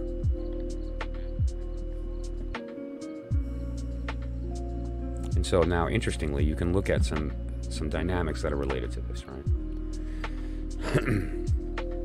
And now with the kings, the knights, what we're seeing here is fire. So we know that the wand is fire, and the cup is water, and when the sword is air, and the disc is earth. This is the fiery part of fire, the fiery part of water, the fiery part of air, and the fiery part of earth. And what is fire? The soul, the spirit, base desire, without definition. It gets defined by the heart and the mind, but it's raw. Fire is the thing that gives everything life. It's the first element. It's the most powerful. It's the most primeval. If we were to distill every element down to its purest, and we were to complete the process all the way till its end, the particle we would find at the beginning of time would be fire. Prior to manifest, prior to, or after the abyss. So, you'll see some very interesting correlations that can take place here when you're reading the court cards, so it's not so intimidating. It's just a matter of either get a deck, like a cheat sheet deck, or get yourself some type of device, whether it's a chart like in one of the books, like Understanding the Thoth Tarot DuQuette wrote, or even some of the older ones like 777 is a great one, that have this information. But it's not always easy to do that during a reading. That's why it's really good to get one of these decks where it's just built in and you don't have to go through that when doing the reading. You can just know that this is fire and air, and so on. Okay? And now, so the power here is really opens up a whole new level, because there's a few different ideas that we're looking at here outside of the elemental per se, is the interplay of those elements and how they play. Like, for instance, the Knight of Wand is the fiery part of fire. It's fire in its purest form. But now, what is the most watery part? What is water in its purest form? The Queen, right? What is air in its purest form? It's not the King. It's not the Queen. It's the Prince. And what is physical manifest reality in its purest form?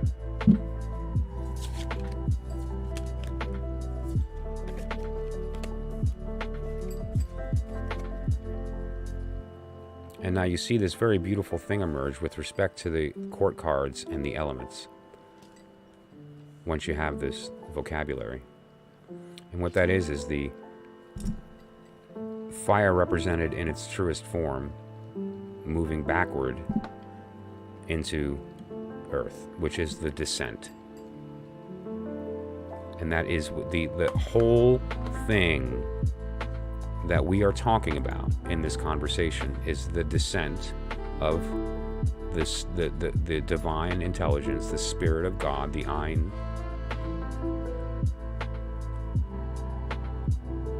through the tree until it lands at the bottom in physical reality.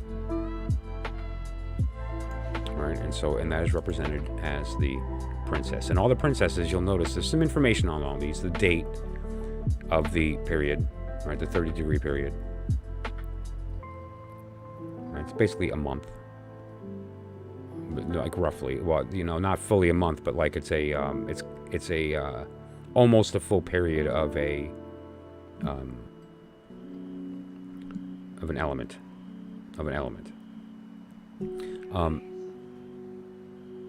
But this one's different. There's more language on the top there. Right? So let's look at what that is. It says the throne of the ace of disc. The princess is the throne. The other ones say the throne of the element. So throne of the ace of wand, the throne of the ace of cup. This one happens to be the princess of disc. And so it's the throne of the ace of disc. Right? And it also, she represents all three of the earth signs. Right?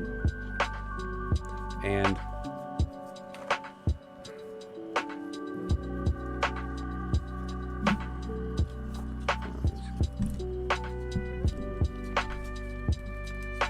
she represents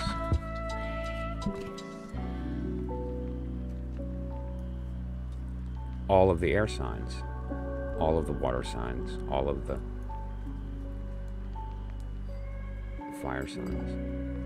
And if we look at the wheel, we can see that actually very interestingly and elegantly displayed, that the princesses and the aces are on the outside of the wheel taking up seasons, full seasons. And so these cards are the same, with the same card. Right? The element comes from the divine, the higher self, and it is the princess that brings it into physical manifestation. Okay? And so they're the same card, just one is the more anthropomorphized version, right? The human version, the manifest version. And then we, go through the smaller division of this relationship that takes place by the prince courting, the princess being elevated to the queen, him achieving that courtship and being elevated to the king. And then the king going, and then just this little loop going through the process of the king giving birth to the new prince that courts the new princess, so on. Okay, and now the elements and how they play are really the big deal here. So again, when it comes to doing a reading, it doesn't hurt to have access to that elemental information. It's not just about the deacon or the period of time. It's about the elements because they emerge from a different place. Now, if you don't have the shortcut deck and you're using this chart, here's how to do it quickly so that you can actually, access this knowledge without having to go out and buy a deck and learn how to use a new deck. You can take your deck that you're using right now, and here's how to do that. So, if you get, for instance, let's do one on the bottom because it's going to be easy to read here, the Queen of Cup. A Queen of Cup pops up in your reading. Okay, so what you're going to want to do is let's find the Queen of Cup on the chart here. Okay, and so you're going to look at some information here. We know cups is water, but she's emerging as air. Okay, if you look here, she first emerges as air, and then she turns into her water.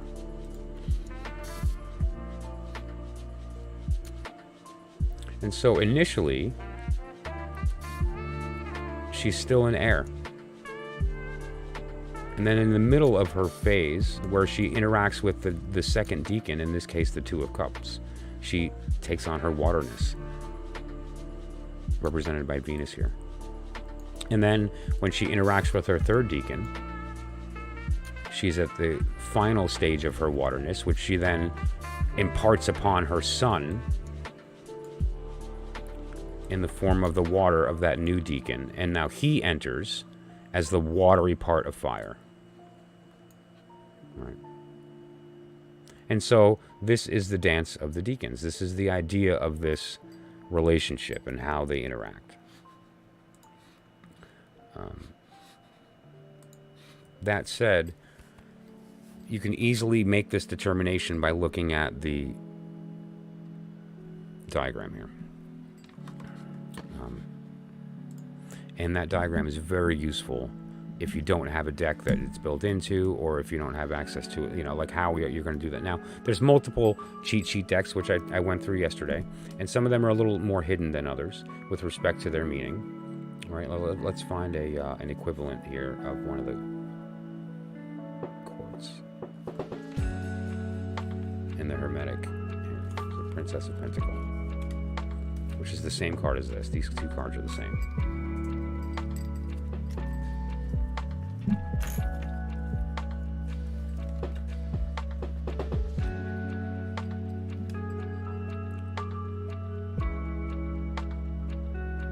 So here you have her offering the disc to the world, and we see that it's the earthy part of Earth. Don't worry about those. This is Enochian. It's basically spirit, the fifth element. And there's other information here that's not relevant in this particular case. The I Ching and some other things. That's a different conversation. I am going to cover I Ching. It's a totally different subject, though. And here we have the Princess of Pentacle, which on the top here it shows Earth. Okay. And so there is that idea of that shortcut of it's the earthy part of Earth. Now, let's grab another one.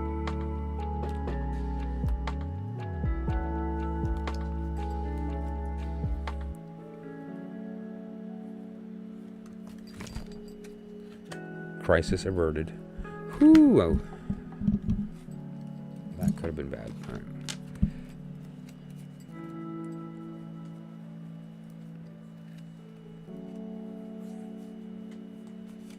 King of Wand.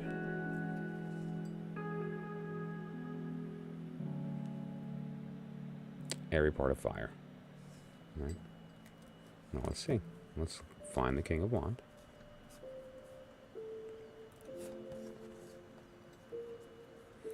Oh, this is the... It says the Prince of the Chariot. That's interesting, because if we look, we found an anomaly.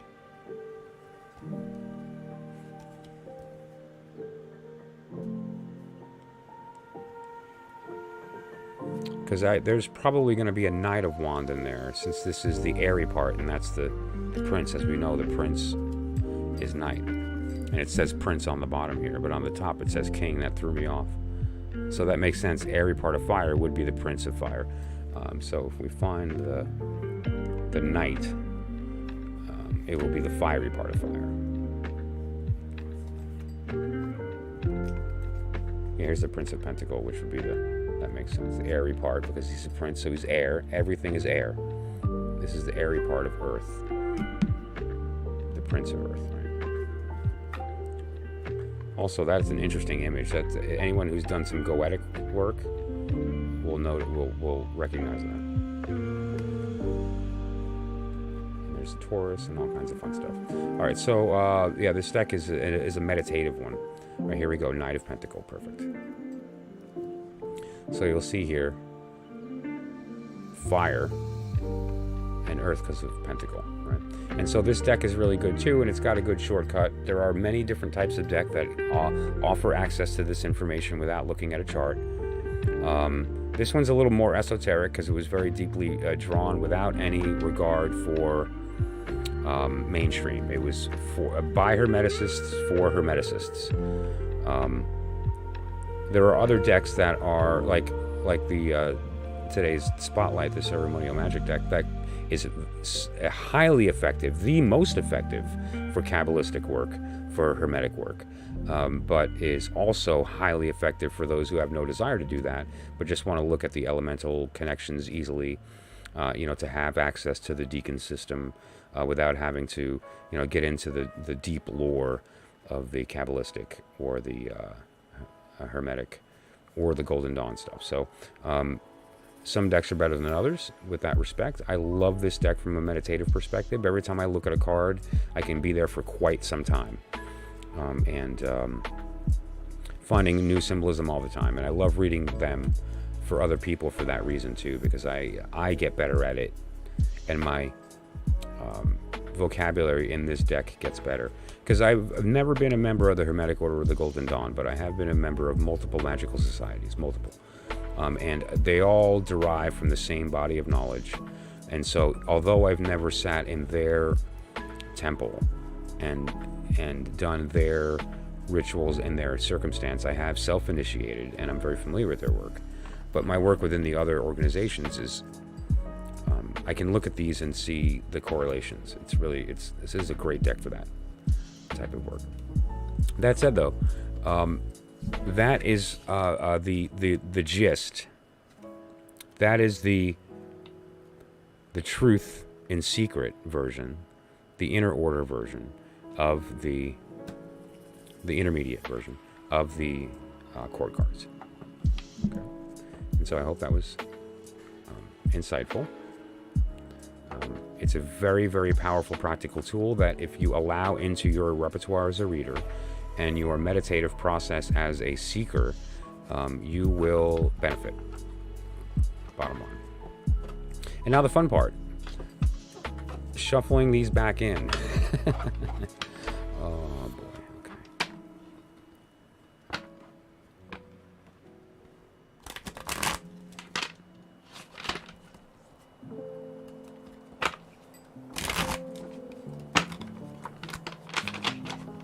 So that said, I'm going to move forward.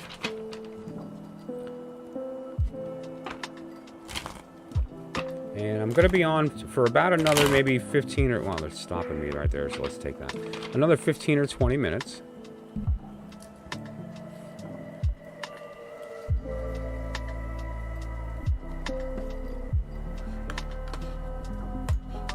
So Artie, are you here? When did you say hey? I've been kind of focusing on my talk.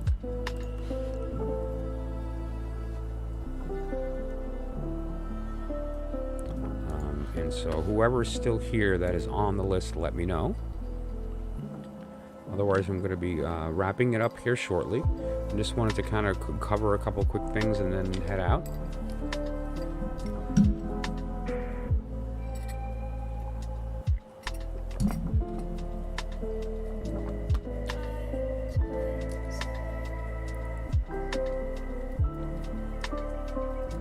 Artie, are you here? Schlock, Lauren?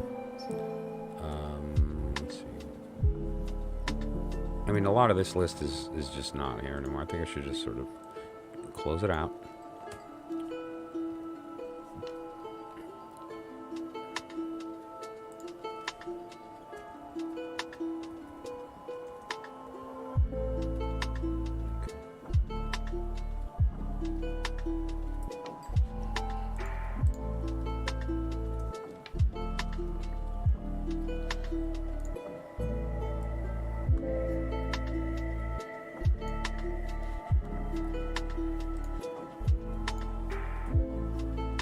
Alright, so that said,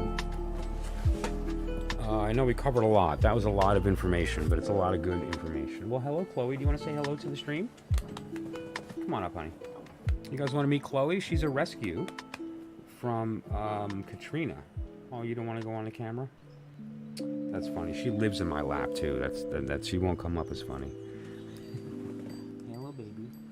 Chloe is a special dog. She is violent. She bites everyone she comes in contact with. We believe she was abused, and then she also suffered a pretty rough trauma in Katrina. She was left behind and almost died in a flood. She made it up to my life, and she's my best friend. I don't know, I'm just, for some reason, her and I bonded, and she doesn't bite me, and I have no fear of her. But I wouldn't allow anyone to go near her. She will take a piece, and I'm not kidding. She's injured a couple of people. Oh, Lauren, great. And so this is my Clo. Say hi, Chloe. Say hello to everybody. Chloe is a Japanese Spitz. Look at those beautiful dark eyes. Just short ears. Pretty snap. Long kind of hair. And she's a sweetheart. And her favorite thing is having her belly rubbed. Yes, it is. She's 9 years old. Well, no, that's not true. We've had her 9 years. I'm not sure how old she is. But she's still young and spunky. And there's one of my puppies passed away. And we have a puppy, a new puppy. And this little girl, this 9-year-old dog right here, just jumped up and is like best friends with the puppy, which is kind of great. Imagine a 9-year-old dog that's like set in her little ways, is just teaching this little girl how to do all her stuff. It's great. It's very special. All right, so it looks like we're going to just move on from readings then.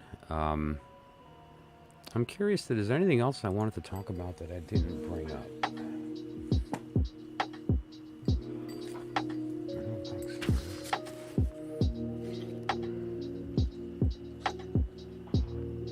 Oh, I'm developing a new spread, but I don't know if it's time to reveal it. But basically, it starts with 4 cards and gets pretty intense.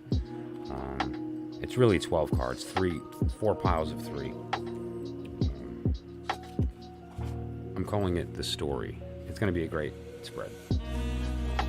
I've used it a couple times already just in testing, and it's hardcore. It gets to the root of stuff. No, I think that was it. So let me recap then before I close out. And then we'll pull a random card to close the evening. But in the meantime, some things we talked about tonight. We talked about this amazing individual. And we spoke about her obviously intuitive connection with the Hermit and the Moon. But specifically, I think the Hermit, right? I mean, I really believe that she had some kind of connection prior to her work with Arthur Waite that gave her access to some knowledge on an intuitive level. Because if you consider this piece of poetry that she wrote, I really believe that this is her channeling the idea of walking through the pillars in the moon. And as she's walking through those pillars, doing the work of the Hermit, right? And now what we see here in this piece of artwork is the pillars and the Hermit walking through. And if you read the poem, it's obvious. And thank you. She passed away on September 18th. And it is a shame. It is an injustice that this half-black lesbian died poor, where she would be praised for her work in a way today that it's just an injustice that she did not get the name that she needed and is finally becoming the name that is deserved. And so thank you, Pamela Coleman Smith.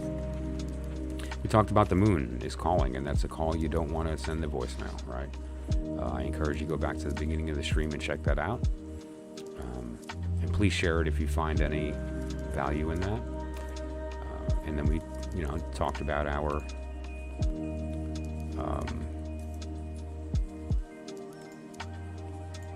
deacons. And in this particular case, their interplay with the court cards, right? And how they all come together. The elements of the court cards, the airy part, the fiery part, and so forth. It's a very powerful method for using the tarot with respect to the court cards and how that interplay can affect the emotions of the circumstance, the environment that you're entering, the period of time that you're entering. So you can look at the energies of the particular court cards and how they interplay, and that process will give you some insight into the environment that person is walking into. Like, Tavon had asked about moving in November, and if we look at November in that period of time, we could say, okay, well, what's going on with the Prince of Cup? Well, we know the Prince of Cup is the airy part of water, right? Or that's ruled, and they're going to be moving into the Knight of Wand, which is the watery part of fire. What's the airy part of water? The communication of emotion. There's a fight going on, right? Some old stuff. But anyway, you get the gist. So that said, those are the things that we talked about tonight, right? And I appreciate everybody that listened. The spotlight deck for the evening was the Tarot of Ceremonial Magic by Milo DuQuette. What a gift to have all the information here in one spot. All we have to do is look, right? This is the fiery part of Earth, right? And we have the fiery or the watery part, the fiery part of water, and so on. The also has the dates, the astrological equivalents. I love my honey. Yes, I do. And it's highly useful, whether you're doing magical work, meditative work, educational work, meaning you're learning. It's invaluable if you're a teacher. And as a reader, it just allows the process to flow because you're just in the zone, right? And again, I do not earn a commission. The link in the description goes directly to Milo DuQuette, and Magical Omaha is the organization that is responsible for the production and the distribution of the deck, and they deserve to earn 100% of that. Okay. And just get Chloe out of my mouth. Chloe is long-haired. So, and random acts of wisdom, which we only did a little bit of tonight. And so I'm just going to grab a random card, see what it has to tell us before the evening is up. This is our lesson for the evening. We should take this into tomorrow and learn from this circumstance.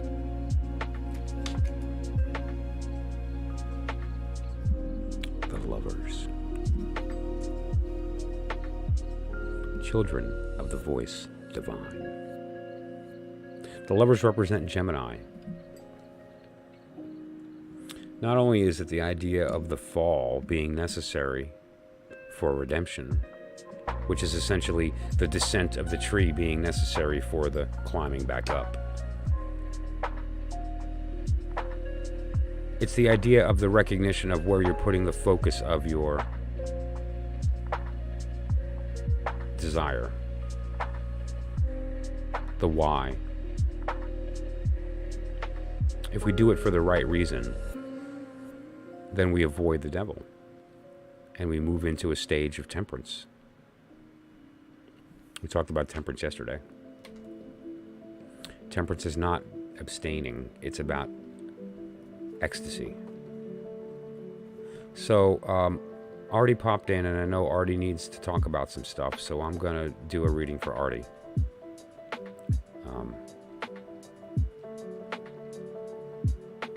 So, Artie, you're up.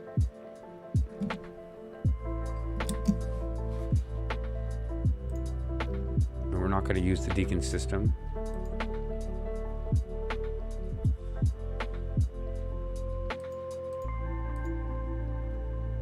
I should keep up the 10 of Pentacle because it's just the time of the period that we're in. But otherwise, I'm going to just read the cards for you. Let me pop up the camera. Okay. Hey, Artie, you're up. Let's do it. Let's read your cards.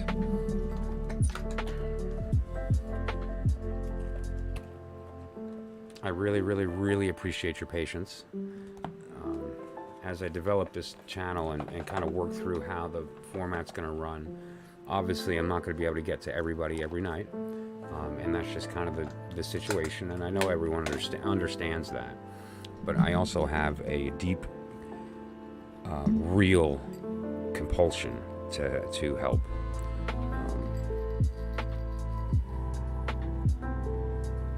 Why everyone hates me? Wow. First of all, that's not true.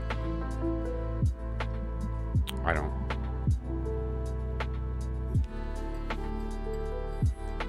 But, I'm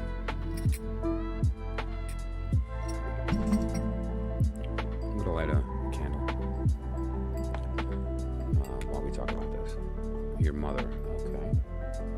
Wow. Well, that's an interesting dynamic that we're about to look into. I'll go ahead and take a look at that.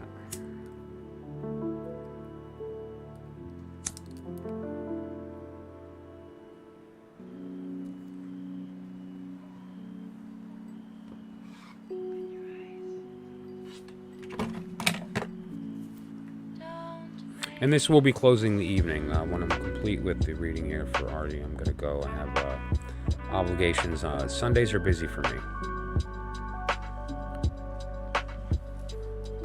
Right, okay. Let's take a look at that. I'm going to be shuffling in the meantime.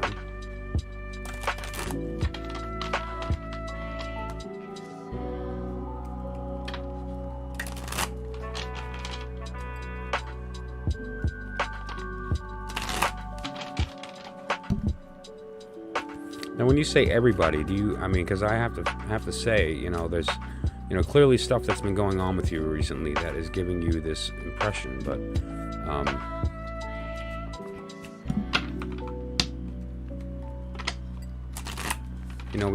we have to resist the urge to sort of like take pain that we get from one person and project that on the world and how we think we're being seen.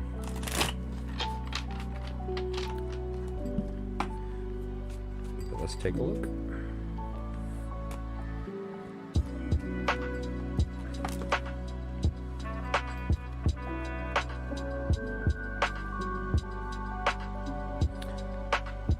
The cage isn't real.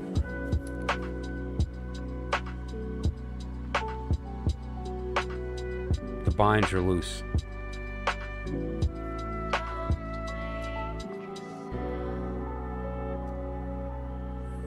Each sword represents a different thing that holds us back. They're mental voices that tell us things. Let me pop the card, the Rider-Waite version, so you can get the context here. There's a person wrapped up, blindfolded, you know, walking through their, like, the binds aren't real, right? And now what I want to get to, here's the point of what I'm getting at here. The swords are directed at you, but they refer to mental illness, like you are the victim of mental illness, not your own, hers. Basically what I'm getting at here is it appears that this person has convinced you that you are wrapped up and blindfolded and caught, and you can't move without them. But at the same time, the way that they feel that they're going to maintain that control is through these swords. They chose the swords to do it. They could have done it with the cup, which is a much better situation.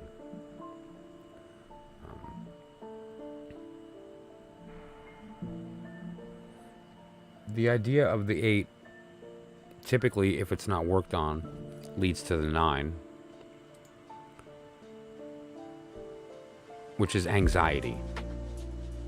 This person is not suffering pain. They're suffering mentally, and the swords are not theirs. That's the point. They're hung up on the wall. They're like, they're old. It's old stuff.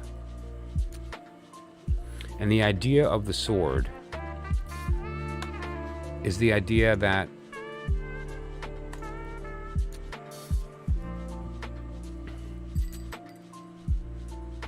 each little sword here has created a spot that you have identified with. And that's okay, of course, because we generate a lot of our identity through our parents, unfortunately. It's a formative period of time. But we can go back and look at those moments of formation and recognize their falsehood. And remember that we're always remaking ourselves. You know, we are a constant conversation between the higher self above the abyss and the lower self that is manifest physically. And the thing that drives that is this interplay of these 4 forces constantly. It's never, we have no choice.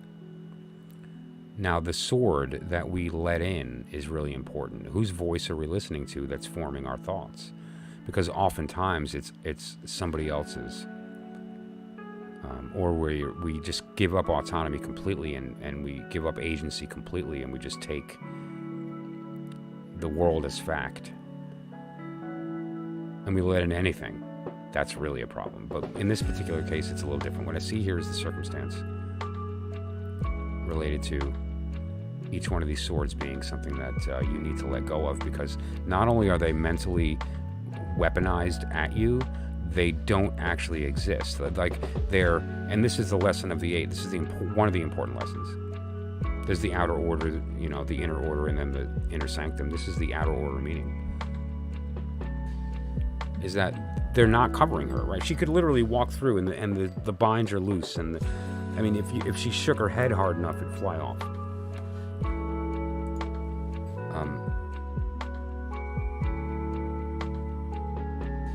Theoretical esoterica was this. Did your mom want you to go to college for something else? Oh, wow.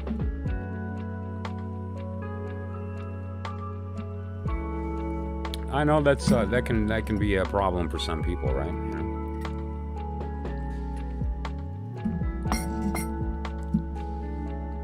Artie's talked about a couple things actually with related to that family and stuff.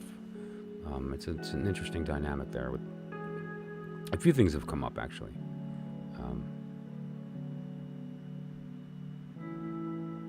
So, and one thing that you should understand. Oh, cool. What card did you get, incidentally? The thing that you need to understand about these swords being weaponized is the source of that weapon. Somebody's holding it and wielding it. And here's the thing that's going to be tough. And I'm going to use this as a random act of wisdom. This is for everybody in the room, but mostly Artie. Love her. She's sick. And her soul, the real her, Just like I talk all the time about everybody's real you in this conversation between the higher self and the lower self, her conversation with her higher self is being ignored, and it's screaming to her to stop causing pain in others, and she's not hearing it. And so she's suffering. Your mother is suffering, and she's not able to express her love. And now, unfortunately, due to your proximity to her, a good portion of your soul has come to rely on her for emotional nourishment, and that's normal. But we have to recognize that any nourishment we get from another is actually our own strength being activated by them, and we don't need them to activate it. We can do it on our own. There are ways, and it's easier than you think. It's a matter of recognizing who we really are, and not giving in to the identity that we're told, especially by the people who we know are hurting us. So the idea here is, by recognizing each individual circumstance that's formed this feeling in your mind, each sword goes away as you approach it. And that's the idea here of going through that work. Okay? Now, Esoterica, you gotta tell me the cards you picked. What card did you pull? Six of Sword? What did you pick?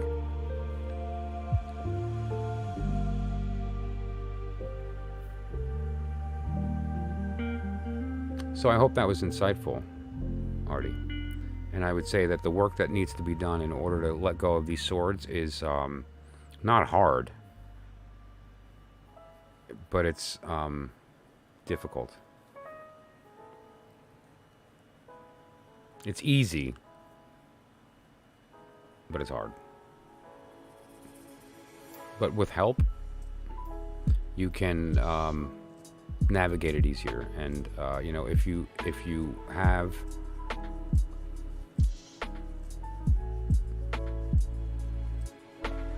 a social network, or if you have a support system, then you need to lean on that. And if you don't, throw me a text, or if you're out of the United States, it's connected to WhatsApp, and then we can talk about you know, some of the steps that could be taken here. Okay.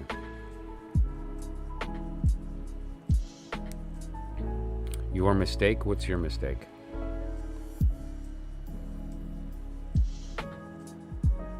This isn't your mistake. This has nothing to do with you. This is totally a natural reaction. Sometimes it even takes something bigger to get you through this, to the point that you take off the mask, recognize that the sores aren't there, and are able to walk through. But this wasn't yours. Okay, I understand. Yeah, you're very conflicted. There's a lot going on, and I can feel your pain. I can. And I'd like to offer the opportunity to maybe help to find, at least at the minimum, something locally that you can do, or you and I can have a chat and talk about some of the steps that you can take to maybe find yourself. Nothing. There's nothing wrong with you. That's what I'm getting at. Everything is intact. You are injured. That's it. You're injured, and you can heal. And if you can't heal, then we can let go and become something new, which is what we're doing anyway. That's what we're always doing. Okay? You know, it's funny when we do the work of the Hermit, and the period of time that we're talking about here, you know, with the moon, it's hard, it's scary, it's actually frightening, right? That's dark out there, and we don't know what to expect, and what if I don't like what I see? Spoiler, you're gonna love it. But, you know, there's a lot of things that are scary. But we have to do it for ourselves. Yes, your mother loves you. In fact, a lot. The problem here is she doesn't know how to communicate that because she's suffering. Mental illness is a real thing, and it's not, I'm not justifying their behavior. Okay? I was abused as a child, and you know, the justification I was given later in life was that my father had experienced PTSD through war. And I was the unfortunate victim of that. Whether or not that's true, I was able to forgive enough to see that there may be something to that. But more importantly, you have to recognize the difference between the us that we are and the us that we have become because of our bodies, because of our desires, because of the way we were raised and the identity we've been given and we associate with. None of that is the real us. And that includes abusers. That includes cheaters, liars, thieves, murderers, Trump. That's not who we are. All of that is a reaction to something that they want to be that they aren't. And what we need to do is to let go of that and to be what we are. And what we are is a beautiful, infinite point of reception, of light. Receiving light. That's what we are. And it's the act of reflecting ourself instead of the world, of casting our own light instead of somebody else's. How do we do that? We have to find our light. Where do we do that? In the dark. It doesn't work in the light because it's drowned out. Shine a flashlight on the street in broad daylight and you won't see it because the sun's too bright, right?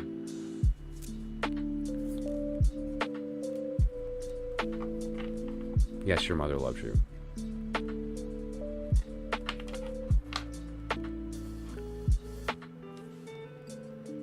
More Chloe. Wow. So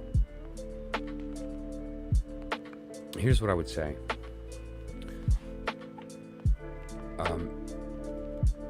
You need to forgive. And that's not easy when somebody's hurting you, especially if they're in the midst of doing it. So I get that. But forgiveness doesn't happen on the outside. It's not walking up to them and saying, I forgive you. That may help them, maybe. We can be hopeful. But forgiveness exists in the heart, and it's a real thing that can't be faked. You either feel it or you don't. You either feel the forgiveness, and instead of the anger for the situation and what they did to you, or the bad feelings about yourself, you feel pity for them for being in a state of hurting the people they love, and you feel released from your own pain because you recognize that you were just the victim of someone's mental illness. They weren't hating you. They weren't talking down on you. Anybody in that position would have heard the same thing, would have experienced the same thing. You were the unfortunate winner that got that spot in karma in life, right? It's I was not the victim. Anyone who was in that spot would have received the same thing, and you have to kind of let go of your own connection to the abuse and recognize that the abuser doesn't want it in their soul. They just don't know how to not do it. They need help. And you can let go of the identity of what happened to you. It happened. Feel it. Have the moment of remembering and feeling, and then let it go. It's not who you are. And you can change. You can move forward, and you can become the star. But you have to walk through. And I know it's scary, but we all have to do this, especially in moments like this. Because what happen when you go through the other side and you come out the other end is you will see her as love, and you will pity the fact that she's still suffering and will want her to be happy instead of the place you are right now. Why doesn't she love me? What can I do to make her happy? Why does she do these things? And then when you get angry and the feelings you have, all that disappears.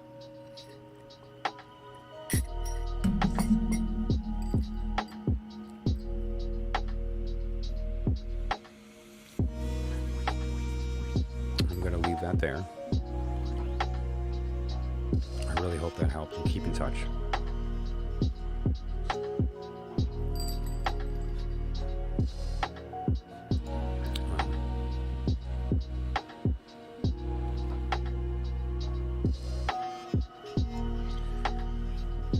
That said, if there's any other information on this process, I plan on talking about it as much as people want to. And as we move through the phases, I'll obviously be, referencing this information back and forth. Thank you, Artie. Thank you for your trust. Thank you for your ear. It matters that you listen. And that's why I talk to you.